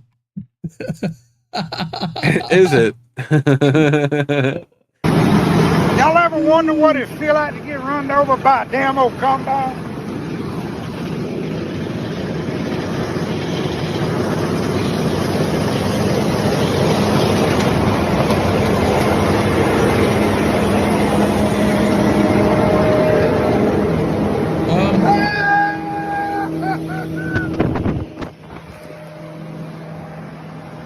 Damn! I guess I just had to keep looking for that rush, y'all.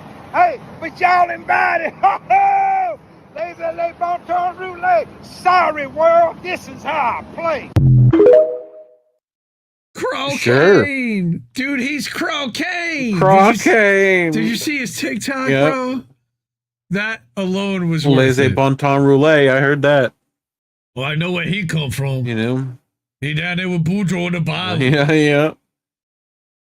Yeah, he's got that IQ level too. What? There's a label roulette. Uh-oh. It's coming right for us. Oh. Congratulations. You played yourself. Farmers have died that way, Chili Love. Many. And children too. And yes, that is correct, Dr. Nick. You did hear Probably. Croquine. That's correct, because he is from the bayou and Mr. Crawfish, and he is totally on cocaine if he is laid under a combine. Here we go.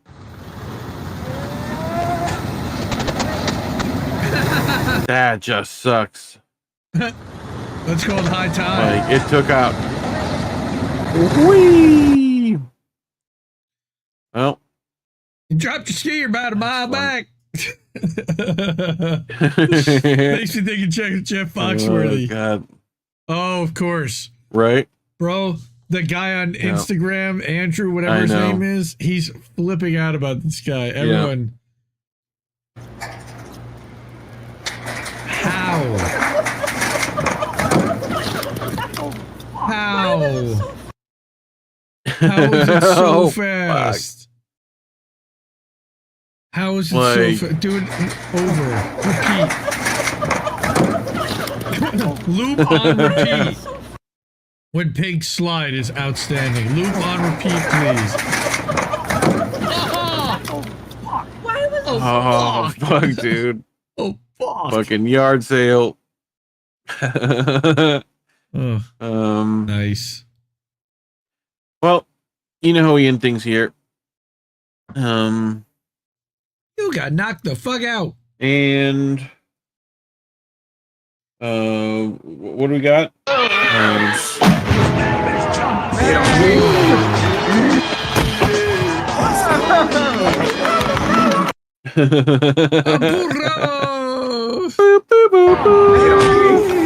that Cena? Jesus, must be. Your time is up. My time is now. I wouldn't know. You can't see me, but time is now. Are you sure about that? Yes. Tonight I'm too long. Uh-oh. Oh my God! He was holding that thing. What? Why? Yeah, he was. Why? Now he's Why? Not. Oh my God! Why? Why? Why? Why? Why? Why? Yeah. Exactly. Yep. Wow. Here you go. Oh. Oh. Like, what the fuck? Didn't realize it was a gas line down there. Sorry I dropped my cigarette down there. Like, what? How? Gas line. I That's guess. how. No, what do you mean you guess? Jesus Christ. What else the hell would you You lost have a done? shoe. Go back get your shoe, dude. Dude, he's your lucky shoe's he's back alive. here. You got to get your shoe. You need that Indiana Jones moment of him grabbing the shoe. Gamer said You know? that it looked like a landmine. Yeah, that could be. Yeah. Okay, who's back of a crazy placement? Crawfish tasting gummies? If they're spicy, I'm so down. I don't know. I don't know about that.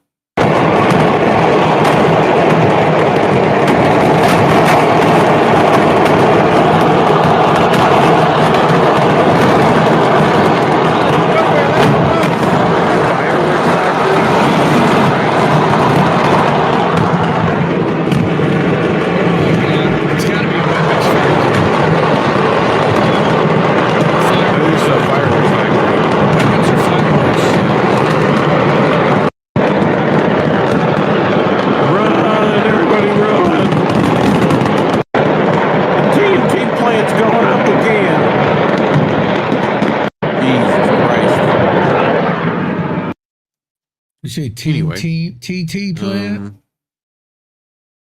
Yeah, TNT. Oh, TNT. That black cat TNT. Like the fireworks factory, TNT. Yeah. Yeah. Oh my. That's what I would have said too. Oh my. Gas station. Oh my. Ooh. Look at that fuel go up. Jesus, that's insane. That's that's gas stations. Insane. You know what? You shared something else that I wanted to share before we get to the other stuff, but it was the purpley smoky thingy, if I remember correctly. You shared. Oh yeah. It's a retweet. It was a retweet. Go to tweets. Oh, I gotta go to tweets. Okay. Yeah, There's the keep Matrix scrolling. one. You'll Yeah, find it's it. gonna take a little bit. It's gonna be in there. Don't scroll quite that fast. Yeah, I got a good scroll. There it is. There it is. Here, I'll wing it to you so you can keep it for the end of boats because it kind of is appropriate. Here, I'll put it in. Yep. Bonus boats, I'll everybody. just throw it in now. The lobster pope has been chosen. Dude, when I saw main this, residence. I hadn't seen your tweet, and when I saw it on my phone, and the first thing I thought was Eurotrip, a new pope. That was literally the first thing I thought. I saw your thing, I'm like, yes. A new pope. Yep. They're like a main residence puzzled by mysterious purple smoke, and I was like, the lobster pope has been chosen. The lobster pope. Yep. The lobster, lobster pope. Forget the chemical plant. Lobster pope. It has to be what it is. Lobster pope. It means that they need another 24 hours, I think, to select their lobster pope. No, it's I think it's been selected. That's the selection color. And new pope is one of my all-time green is one of my all-time favorite lines from Eurotrip. A new pope. So a new pope. I don't know how much of this is real and how much of this is going to happen. So Monday night, I know for sure, and I don't know why I have this, but Lucy will not real life. Lucy will not be joining Politically Homeless on Monday night. I think that if there will be one, it will be Jesse joining Greg, Big Mad Crab, for Politically Jesse's Homeless. Showing up. If Greg's doing one at all. Yeah. Tuesday night, you can catch Jesse and I on INN exclusively for American Tradition, and he is going to be doing Utah Phillips tributes and covers. Wednesday night, we've got INN News with this guy and Care Bear. I call it Big Bear and Care Bear. Big Bear and Care Bear, that's right. Patent pending. On WKRP in the morning, I guess. WKRP in Cincinnati. Yeah, that too. Thursday night, now tomorrow night we'll record it, but Thursday night we will air the recorded premiere of Nobody Wants to Work Anymore at 9:00 Eastern. Most of the shows are at 9, except when I'm on, except that one. And then Friday, we got our pack day. We got Angel in the afternoon. We got Tara Reade. I don't know who she's going to be having on this week. Wow, what a beautiful guest. What an amazing woman she had on. Sasha, I'm not even going to try the last name. Kornatzikova, I think was her, something like that. But amazing. Korsnikova, something like that. Korshinikova, something like that. That'll be. But she'll have another interesting, fascinating guest on Friday afternoon, and then of course Friday night you'll see Boats run as its own show for about an hour. Friday night at 10 Eastern. All these times are Eastern. Yep. Subject to change. Saturday night, Bitch with Comrade Misty. We did miss it last week or the other night, last night, but hopefully we'll be back next week. And on Sunday night, we will be back here on the 13th.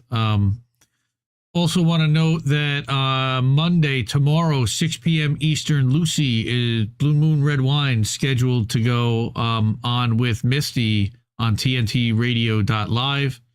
And again, if you missed earlier, Tara Reade now has a 9 a.m. Eastern, 8 a.m. Central, 1-hour radio show 5 days a week, Monday through Friday with Chris Ems on TNTradio.live.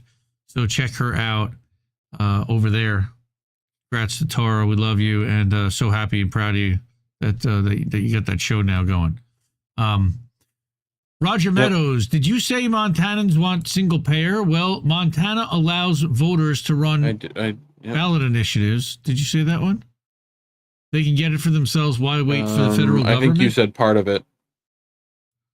I don't know. Yeah. Well, if I hadn't, I'm sorry, Roger. So we got that up there for you over on the Rock Fins. Thank you so much for the tips. Thank you for the super chats, everyone. Super appreciate that. We super appreciate it. People are saying we should get Doing his tradition. on the show. Well, we've had them on INN News a couple of times, but they haven't been on this one yet.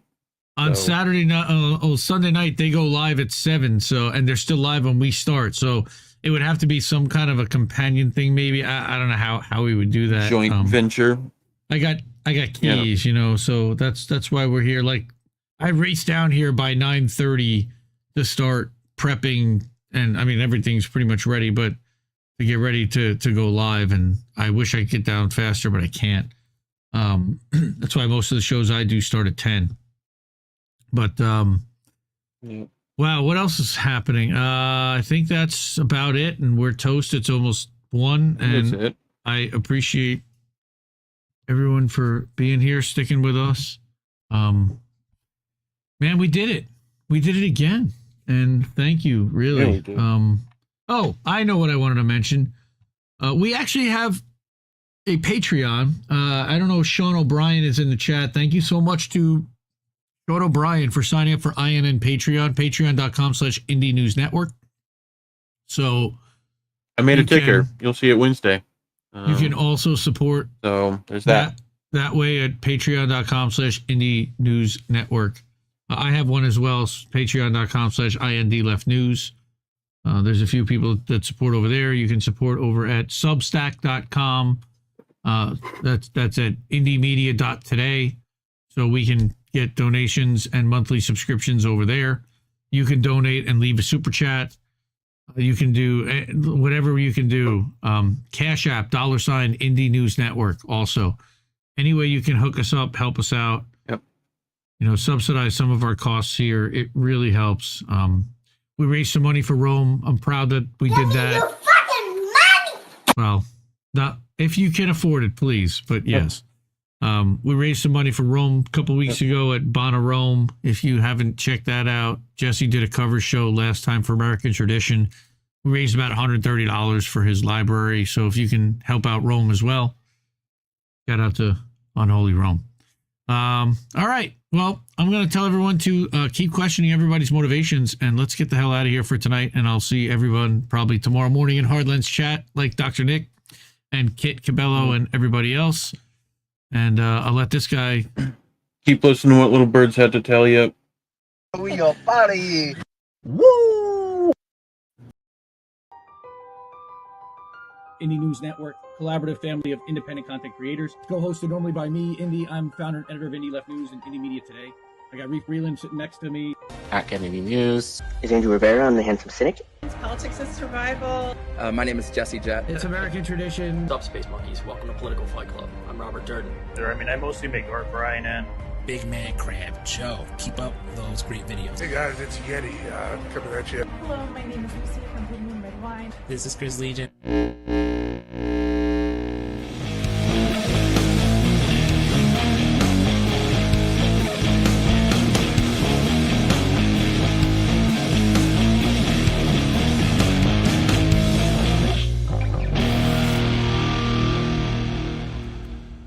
Keep fighting that good fight out there, guys.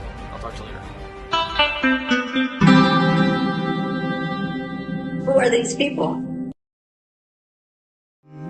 I think I liked it better being blind, when I couldn't read between the lines, and when I couldn't see the cracks in the structure that lay bare before me the whole time. I think I liked it better back when I suspended disbelief and swallowed pride. I thought I knew the difference in the red from the blue, but they both bleed us so dry. They both bleed us so dry. My favorite songs don't hit the same way. I get to the end of a 4-minute track and I'm only looking back thinking, what did they actually